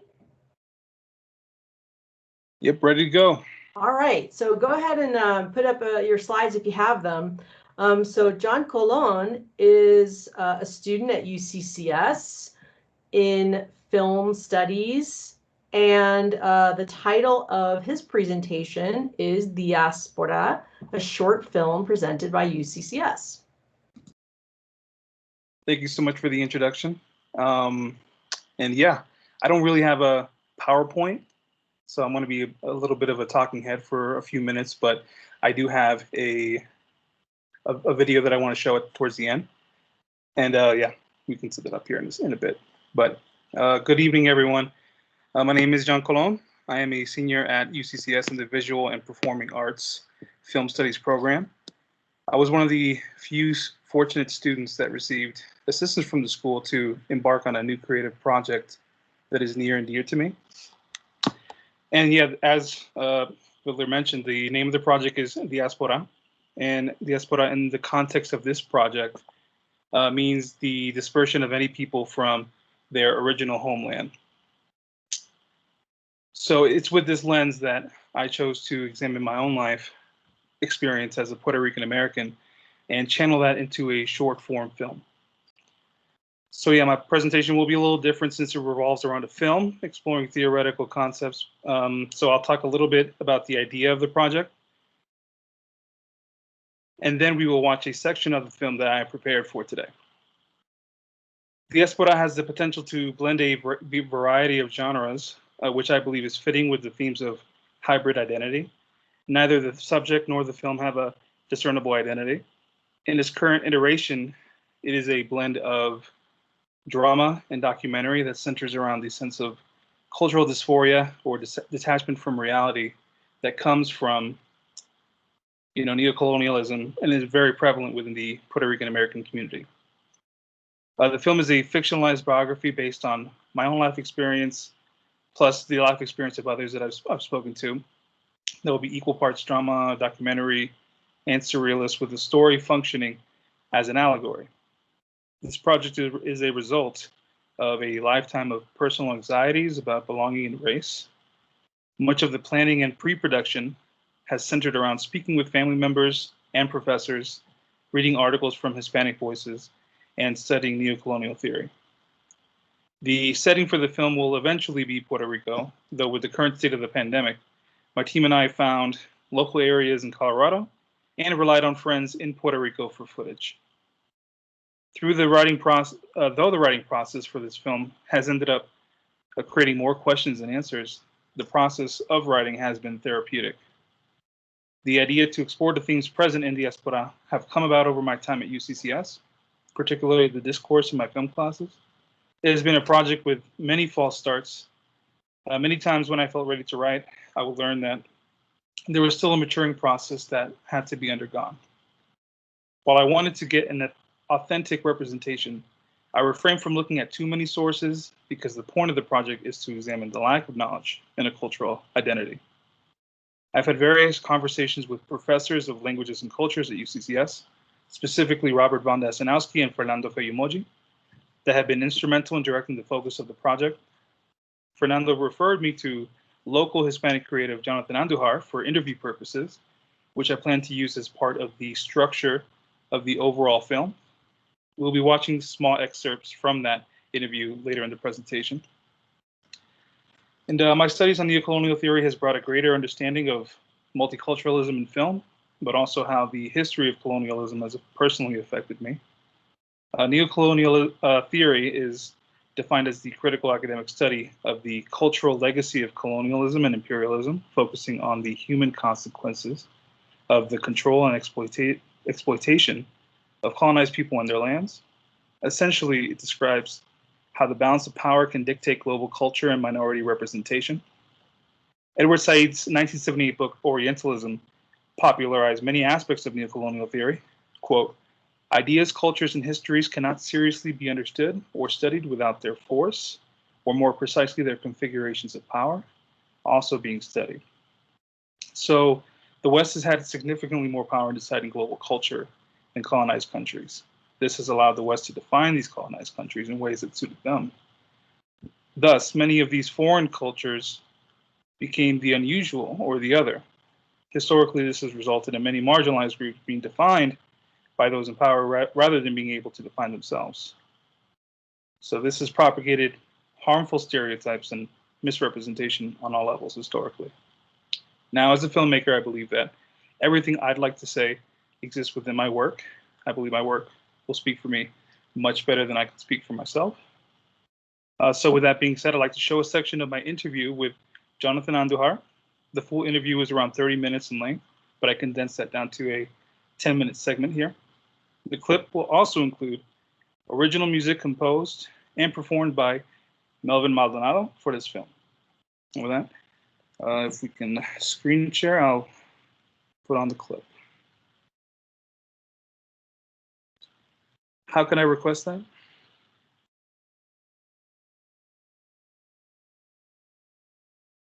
I think you're muted. You're muted.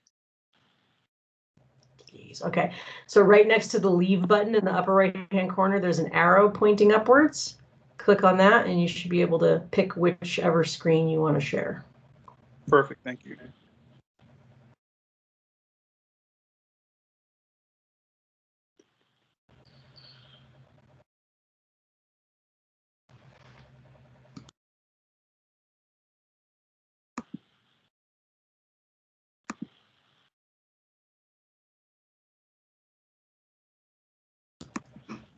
There you go.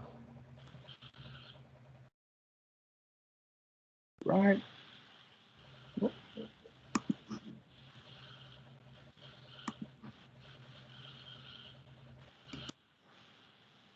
right, hopefully this is a smooth stream. Let me know if there's any issues. And with that, we'll begin.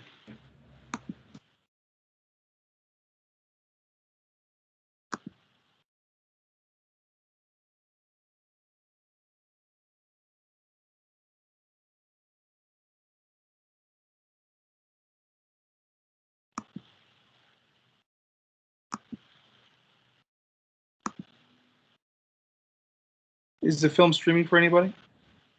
Not for me. Not for me either. Sorry about that. Give me 1 second.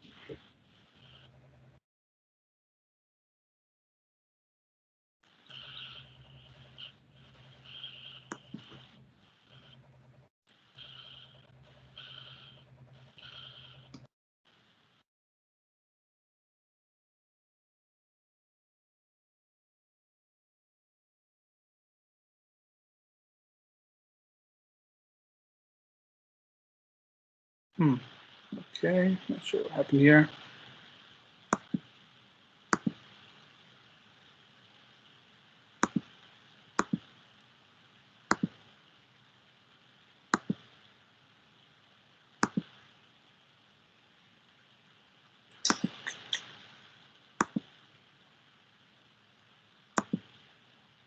Going to go ahead and pause sharing here for a second.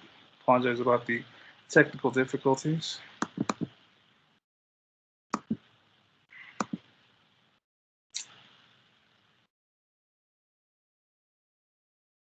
Let me see if I can get this up and running.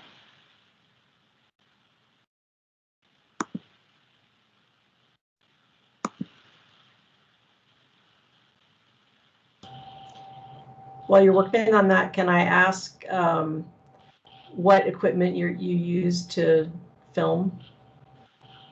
Are you using We were your cameras, DSLR, phone, like?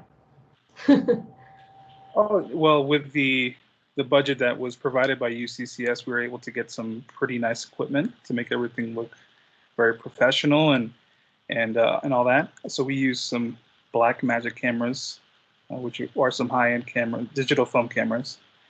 So I was very happy to be able to get a chance to use those. Okay, I think I got it working here. Let's see if this will work.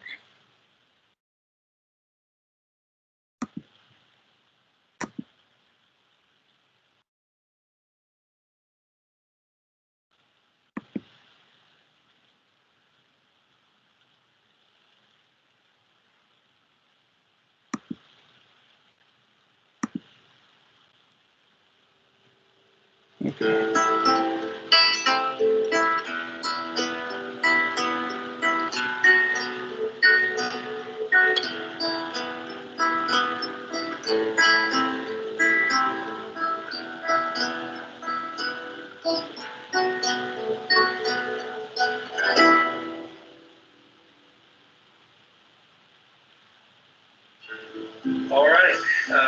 you mind introducing yourself? My name is Jonathan Andujar, and I am a theater and Spanish teacher to middle schoolers and high schoolers at the Colorado Springs School. I'm also a local actor, director, and producer in Colorado Springs, and I'm the president of Theater to Art. I think it's important to share Latinx stories today because something that needs to happen in the canon of general filming, theater, art, culture in general is more of an injection into the canon of positive stories and positive identities for Latinx characters, writers, and directors. I think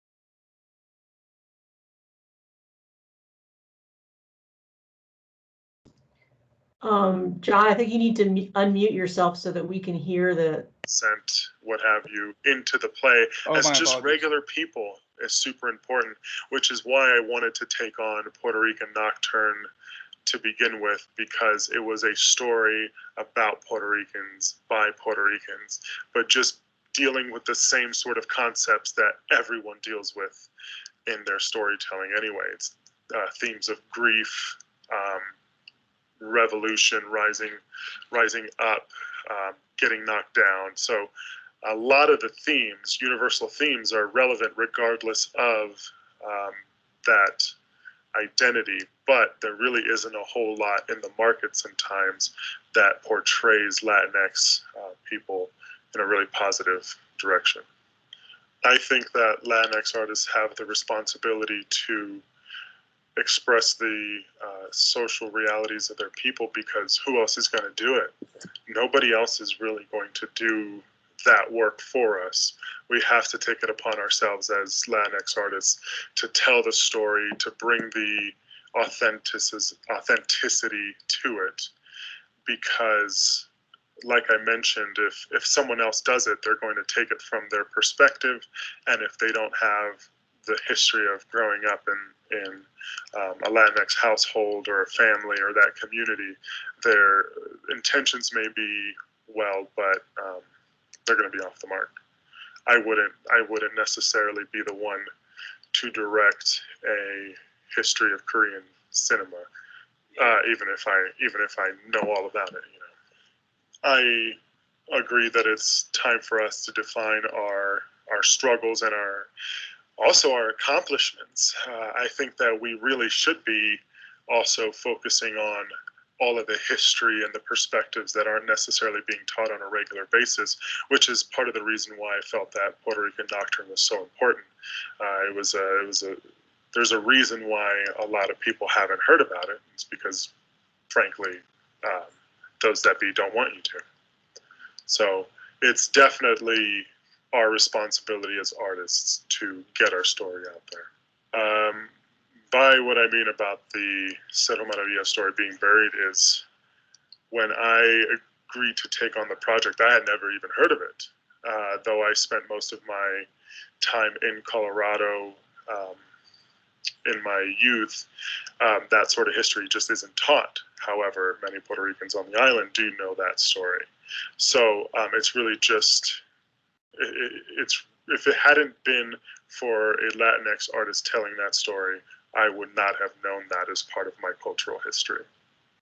The representation of Puerto Ricans in popular films and stories in the United States has affected my production of Puerto Rican Nocturne, because I wanted to have something authentic, written by someone that was Puerto Rican, directed by a Puerto Rican, and produced by a Puerto Rican, so that all of the story, every aspect of it has the ear of authenticity to it. And the three of us, actor, director, producer, and playwright, were able to approach it from a purely Puerto Rican lens. So I'm super thankful for that. When it comes to the Puerto Rican portrayal in cinema, specifically West Side Story, there really was no knowledge whatsoever of Puerto Ricans. Sondheim just went, okay, well, they're Puerto Ricans. I don't think I've ever even met a Puerto Rican before then, and I think he's on record to say that. So Puerto Ricans were just used as devices, literary devices to some degree, and having that happen just to make New York more authentic for a white audience is interesting. So knowing that those sort of practices of sort of whitewashing or just being completely ignorant of people's history is 100% the reason why, at the very least, even if I tell a typical story, that the fact that I'm doing it as a Puerto Rican gives more empowerment to other Latinx artists in town. I am really hoping that just my presence in creating in town also empowers other Latinx artists. So the Cerro Maravilla murders are definitely prevalent today because ultimately it was some activists that loved their country, that wanted to do things for their country of Puerto Rico, were murdered by people that thought it was better, easier, and just generally a better situation for everyone if they kept the status mindset. And that issue is always hotly debated in Puerto Rico, estadistas versus independentistas. So in terms of how it's relevant, it's just the struggle for the little guy's voice to be heard over that imperialist oppressor, or just the small voice raging against the machine, as it were. So that is definitely why it's relevant. And then fast forward to the summer of the year of 2020, after the spring where it was originally produced. There's all the police brutality in it. In Cerro Maravilla, there were undercover police officers that murdered these activists. So just the aspect that police, being the enforcer of the current forms of power, will always do what they can to silence the voice of anything that tries to disturb the norm. So as artists, we have to acknowledge that and make sure people just don't forget. We have to create our own identity and what we would like ourselves to be within our communities, because otherwise it's all too easy for us to fall into stereotype. Let's see here. If I had to send a message to just Latinx creators as a whole, I would say constantly create, no matter what sort of roadblocks are in your way. You need to have the tenacity of constantly improving in your craft and pushing forward, and imagine that you're in a tunnel and you're constantly digging, that you may always be in the dark. Chances are the moment you stop digging is when you are only inches away from the other side. So never stop creating. And always keep the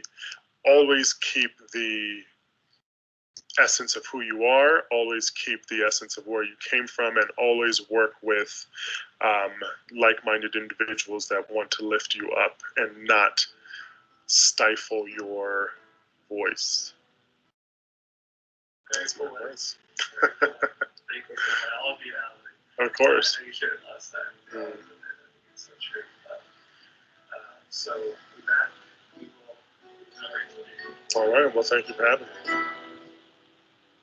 Me gusta el sol, Alicia y las palomas, el buen cigarro y la guitarra española, saltar paredes y abrir las ventanas, y cuando llora una mujer. Me gusta el vino tanto como las flores y los conejos, pero no los tractores, el pan casero y la voz de Dolores y el mar mojándome los pies. No soy de aquí, soy de allá, no tengo edad ni por venir y ser feliz. Es mi color de identidad. No soy de aquí y soy de allá. No tengo edad ni porvenir y ser feliz es mi color de identidad.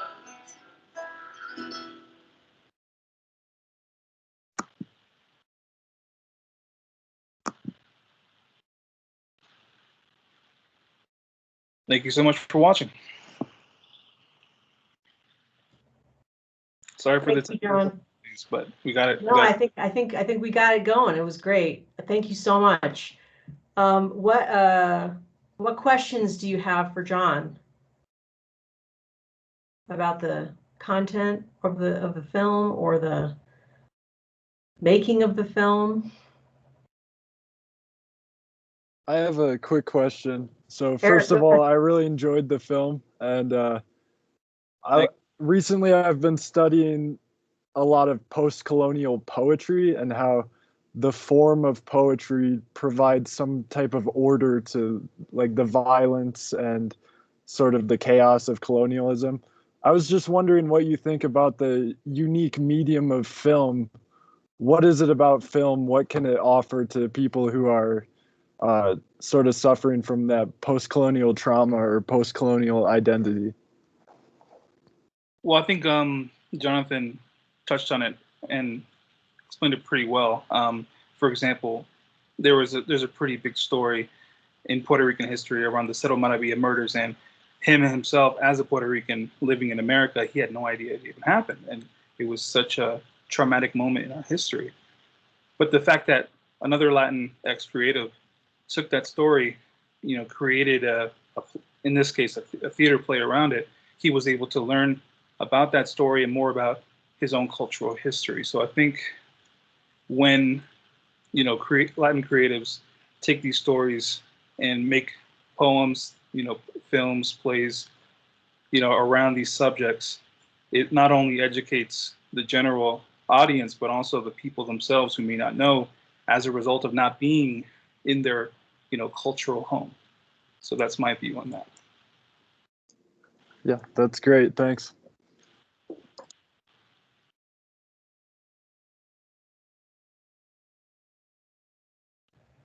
What other questions do you have for John? What's your next project that you're working on, since Andujar told you to keep creating? Right. Well, my current project now is going to be just taking what I've made so far and just really fleshing it out and making a full feature-length film, hopefully, with all this as a backbone to it. So I'm looking forward to making that film.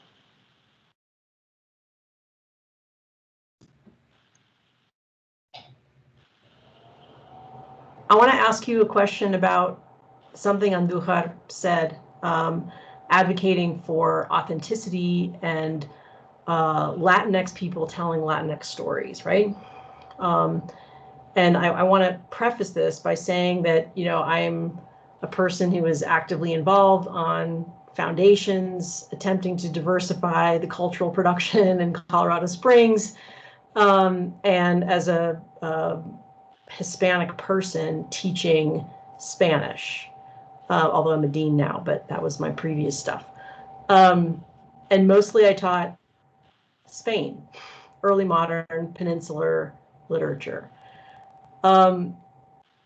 Assuming that we want authenticity, we want Latinx people telling Latinx stories, we want Black artists telling Black stories, because, as in Andujar's words,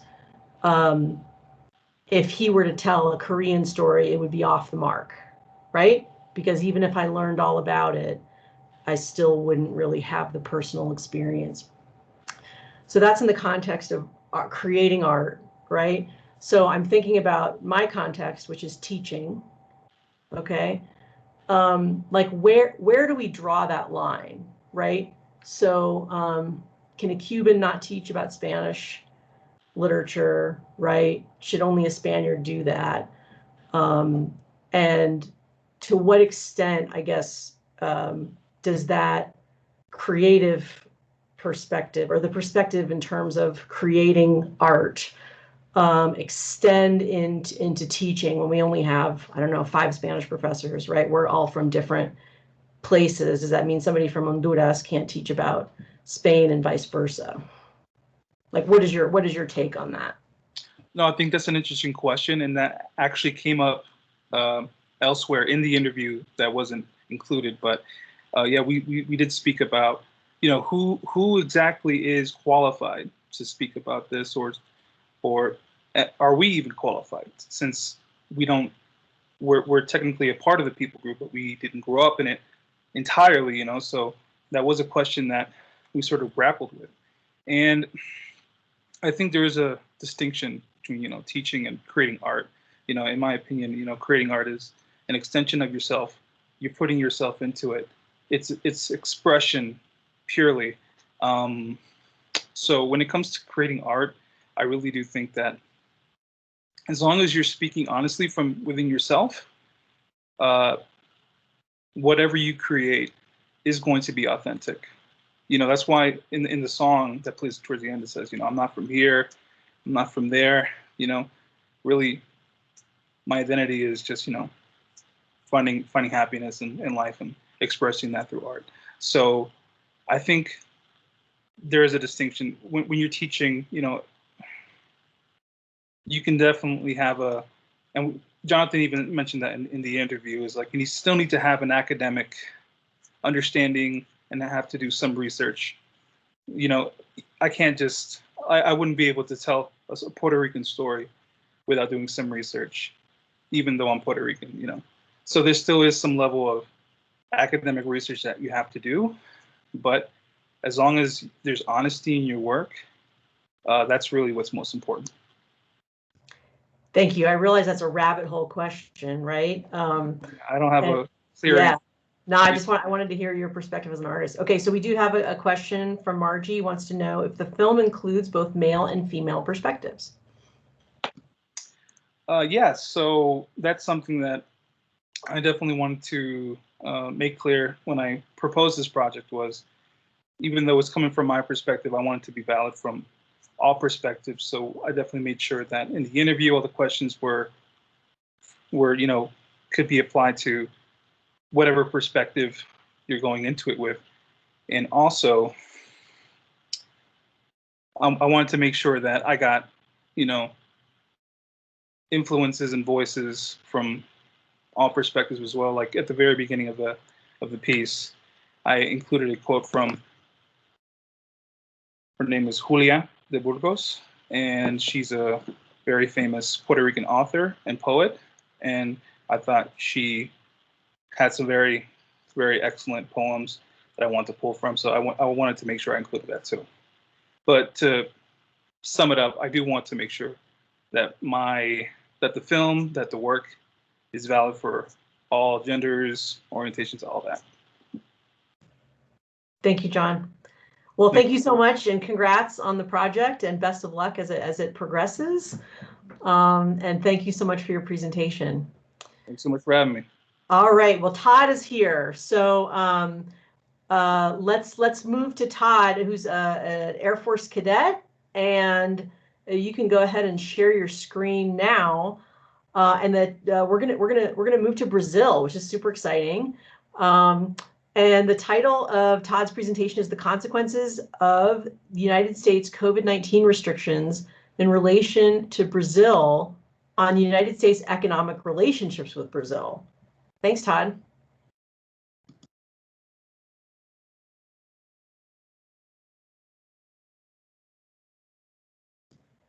And Todd, you're still muted, just FYI.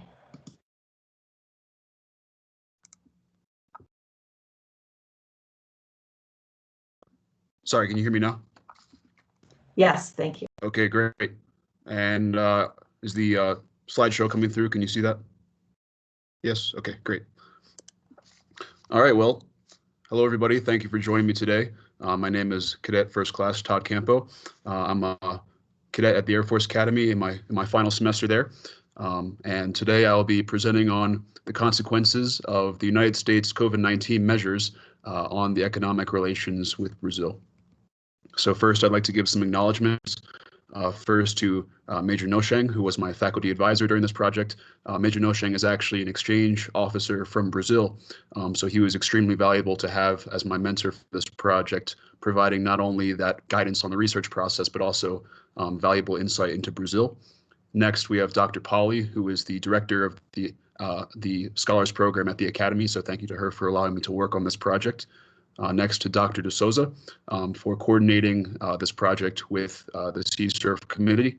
And finally to Major Brown, who was my instructor, or currently is my instructor actually, in foreign relations essentially, as well as also giving me some initial guidance on this research project. So a quick overview of what I'll be talking about today. First, I'll look at the purpose of my research project, then some background. Next, we'll look at the actual responses that the United States took in response to COVID that were specifically in relation to Brazil. Next, we'll look at some of the data and how this impacted or didn't impact the economic relations between the United States and Brazil. And finally, some conclusions. So the purpose of my project. So the COVID-19 pandemic has led many nations, including the United States, to implement significant measures restricting international affairs. Some of these were more general and some of them were more specific towards one country or another country. And so my specific research project was looking at basically a case study of the measures that the United States took specifically in relation to Brazil. And so the question that I sought to answer with my research was, what was the influence of the United States measures in response to COVID-19 in relation to Brazil on the economic relationship between Brazil and the United States? And so let's get right into it. So some background on the project. So the United States and Brazil have really, throughout the administrations of both President Obama and President Trump, have been deepening their trade relations.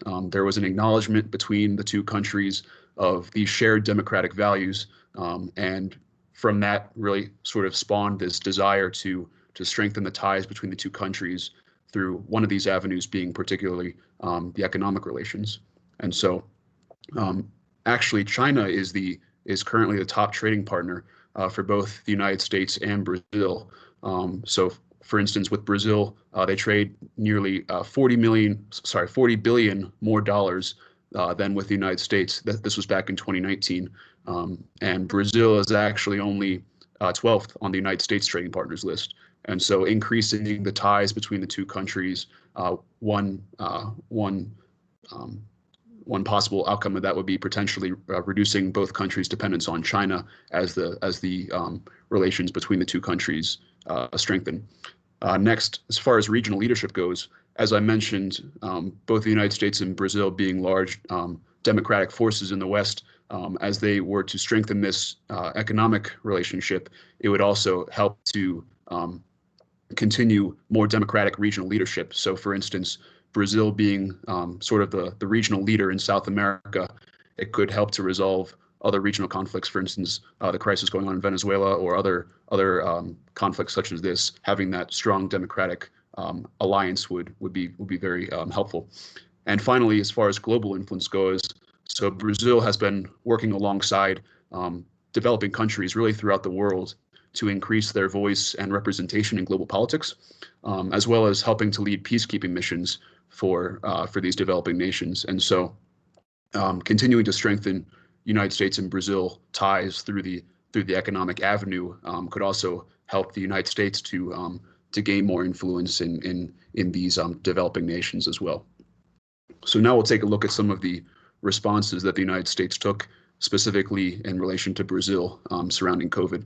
So to begin with, embassy alerts. So the influence of embassy alerts is very important because it can help to shape the public perception of a country. So for instance, positive or negative embassy posture can encourage or discourage tourism among the citizens of a country, as well as lead to or restrict business trips, different travel pursuits such as these. And so really for nearly the entire duration of the COVID-19 pandemic, the embassy has maintained this posture of a level 4 travel advisory regarding Brazil, indicating to do not travel for U.S. passengers. And it has also maintained that Brazil has been experiencing a high daily case number of COVID. Moving into trade measures, so the Trump administration issued an executive order which was designed to preserve respirators, surgical masks, and surgical gloves for domestic use. And this this executive order currently does not have a definite end date. It is continuing to be in effect. Additionally, there was a ban that was placed on the export of 5 different types of personal protective equipment. And so these cannot be exported without explicit approval. This export ban was extended twice, and most recently until June of 2021, so it is additionally still in effect. Next, looking at some of the travel bans that were implemented.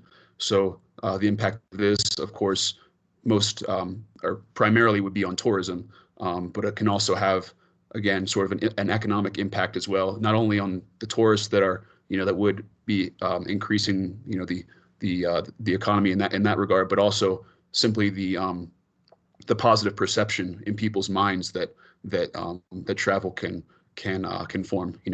If nobody's coming to the United States to to visit Disney World, that might have a little bit of a negative impact. But anyways, so there is a current restriction on travelers from Brazil. Essentially, anyone who has been in or transited through or been in Brazil within the past 14 days cannot enter the United States. And of course, there are many exceptions to this rule. For instance, permanent United States residents are not included in this ban.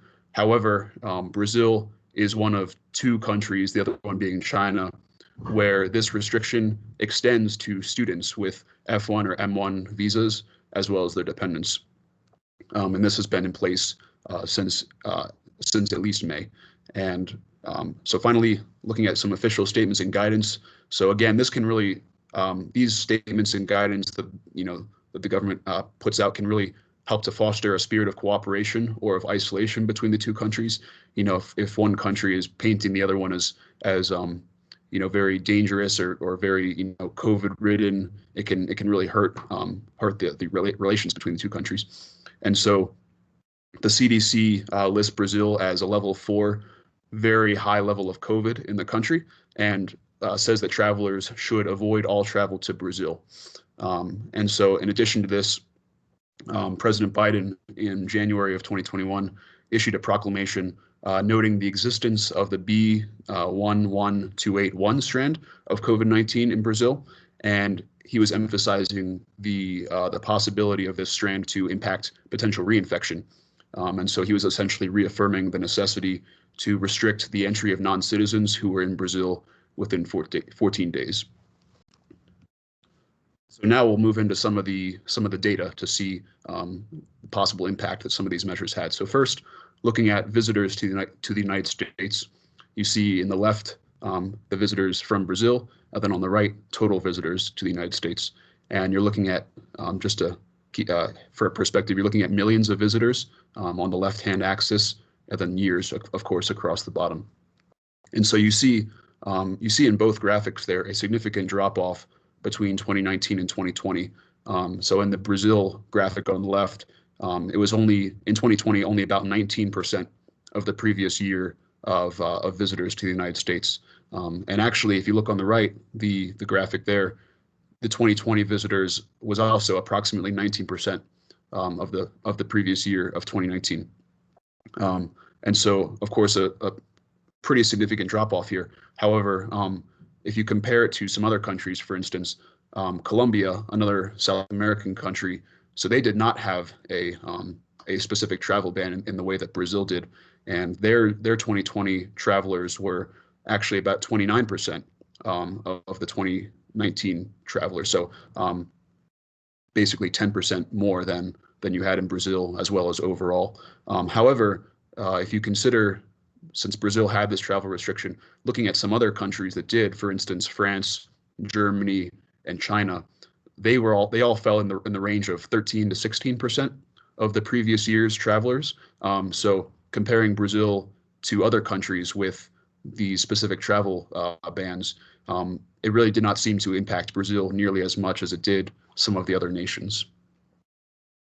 Now we'll look in at some of the imports, some of the import data from both Brazil, again comparing it to overall imports, and this is in billions of dollars on the y-axis there versus months across the bottom. And so you see, so looking at the Brazil graphic on the left, the monthly fluctuations seems to be a normal pattern. As you see here in blue is the 2020, then you also see the 2019 and 2018 data in the green and orange dashed lines. And so this monthly fluctuation seems fairly normal based on seasonal necessities and so forth. And then if you look at the graphic on the right, you see the drastic drop off right in the March, April, May timeframe.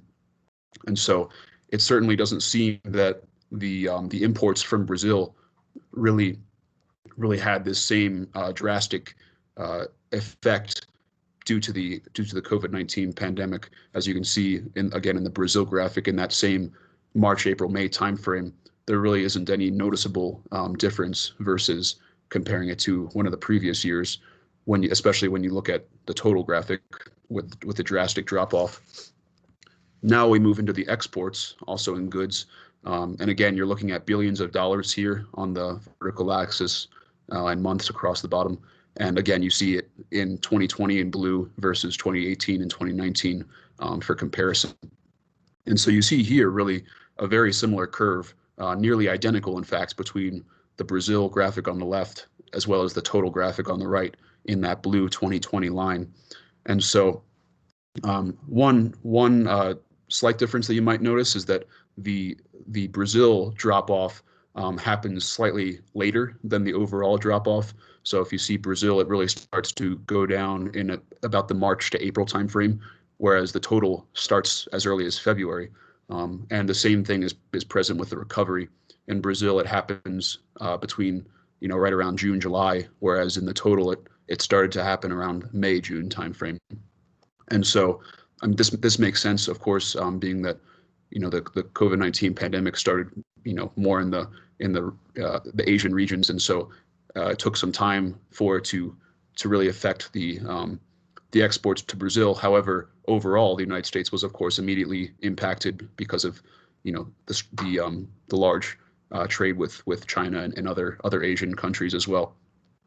However, based on the fact that these curves are so nearly identical, it doesn't seem that the specific trade restrictions on Brazil had that specific or that noticeable of an impact. It was most likely other measures, that were more domestic or less specific to Brazil, just overall economic slowdown that probably led to this drop off. And this does make sense based on since the only export restrictions were really on that personal protective equipment, and medical exports only make up approximately 4% of the U.S. exports to Brazil. That was back in 2018, so it's probably about the same still today. And so finally, looking at some of the agreements between the United States and Brazil. So this was announced back in March of 2020 that there would be an acceleration of dialogue. So this began under the President Obama administration, actually, but in March 2020 was the announcement of an acceleration of this desire to establish this joint protocol between the United States and Brazil. And the purpose of this was to enhance the bilateral economic partnership between the United States and Brazil, as well as facilitate trade, investment, and good regulatory practice. And so, as I mentioned, it was announced the acceleration in March of 2020, and the successful completion of the protocol happened in October of 2020.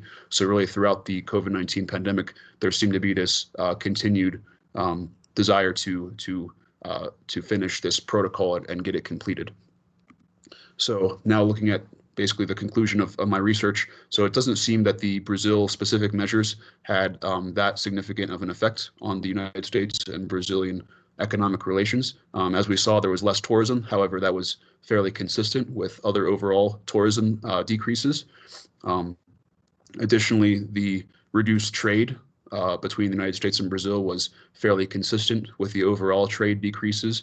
And in fact, it hardly seemed to impact the imports practically at all. Then, as we saw in the previous slide, there's continued bilateral initiatives that were going on throughout the duration of really 2020. And so it seems that the interest in strengthening economic relationships between the two countries that I discussed in the background slide, it seems that this still remains, as we saw the United States and Brazil continue to work to strengthen these ties. So what I believe would be some interesting possible future research would be really looking more at the domestic COVID-19 measures that the United States took, as we saw that most likely had more of an impact as far as lockdowns and other measures that were not specifically tailored to a country, and what the impact of those were on the economic relations. And then finally, as I alluded to a little bit in comparing Brazil with countries like France and Germany that also had some of these measures, going more in depth, I suppose, into how the different relations were impacted by similar measures. Here's a look at my references, and are there any questions? Thank you so much, Todd. I appreciate it very much. What questions do you have?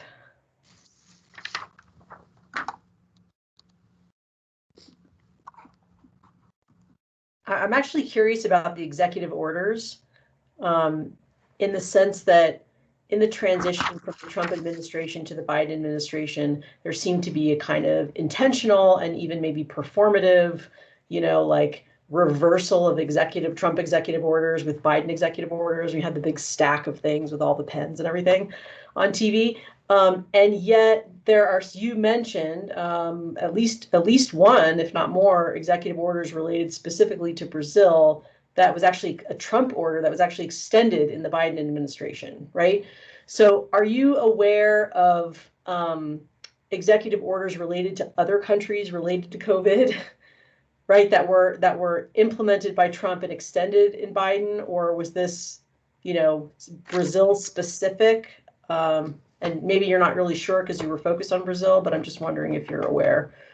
Yes, I believe some of those actually that I mentioned, I believe there were other countries that were mentioned in the executive order as well. So okay. Yeah, so the different restrictions and so forth, some of them were tailored to Brazil, as I mentioned, and some of them were also tailored to other countries. But several of these have, in fact, been extended between through the Trump as well as Biden administrations. Mm-hmm. Thank you. What other questions do you have for Todd?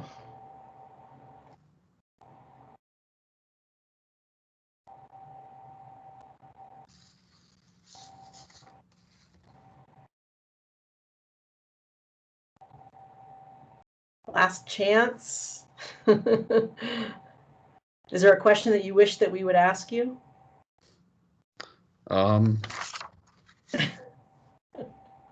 Or would you rather we didn't? Well, I mean, it's never a bad thing to ask how somebody's day is going, I guess. So. That's true. Yeah. How's your day going? Oh, my day's going great. Thank you for asking. How about yours? Oh, I've had a fantastic day. This has been amazing.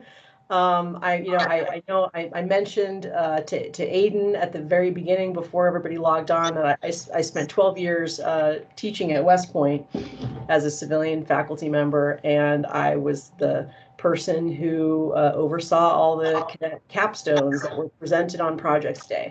And so this has been just a great reminder of how awesome all of undergraduate research is. And so I thank everybody for all of your work and for sharing it, because I think we all learned something today about something new. And actually there is a question for you, Todd, from Jamil. Major Brown wants to know, due to the pandemic, are there any vaccine distribution partnerships being discussed between the U.S. and Brazil? I believe that there is. I can't say I have a whole lot of information on that, but I do believe that there is some cooperation, or at least talk going on with the United States looking to I guess help with the vaccination efforts in Brazil. But yeah, I do not have much information on that. Thank you. All right, everyone. Thank you so much for your attention and for all of your work. for all of the mentors out there. Amazing job. Congratulations. And I hope everyone has a fantastic weekend. Thank you all. Thank you. Thank you, you all. Thank you, Lynn. Gracias, Ismenia. Yes, it was nice of you. It was so nice of you to do this, to chair this session. Oh, no, Good presentations. I was really excited. Everything was great. And enhorabuena. Yes, muy bien. Well, thank you. Gracias. Y buen fin de semana. Igualmente. Chao. Chao.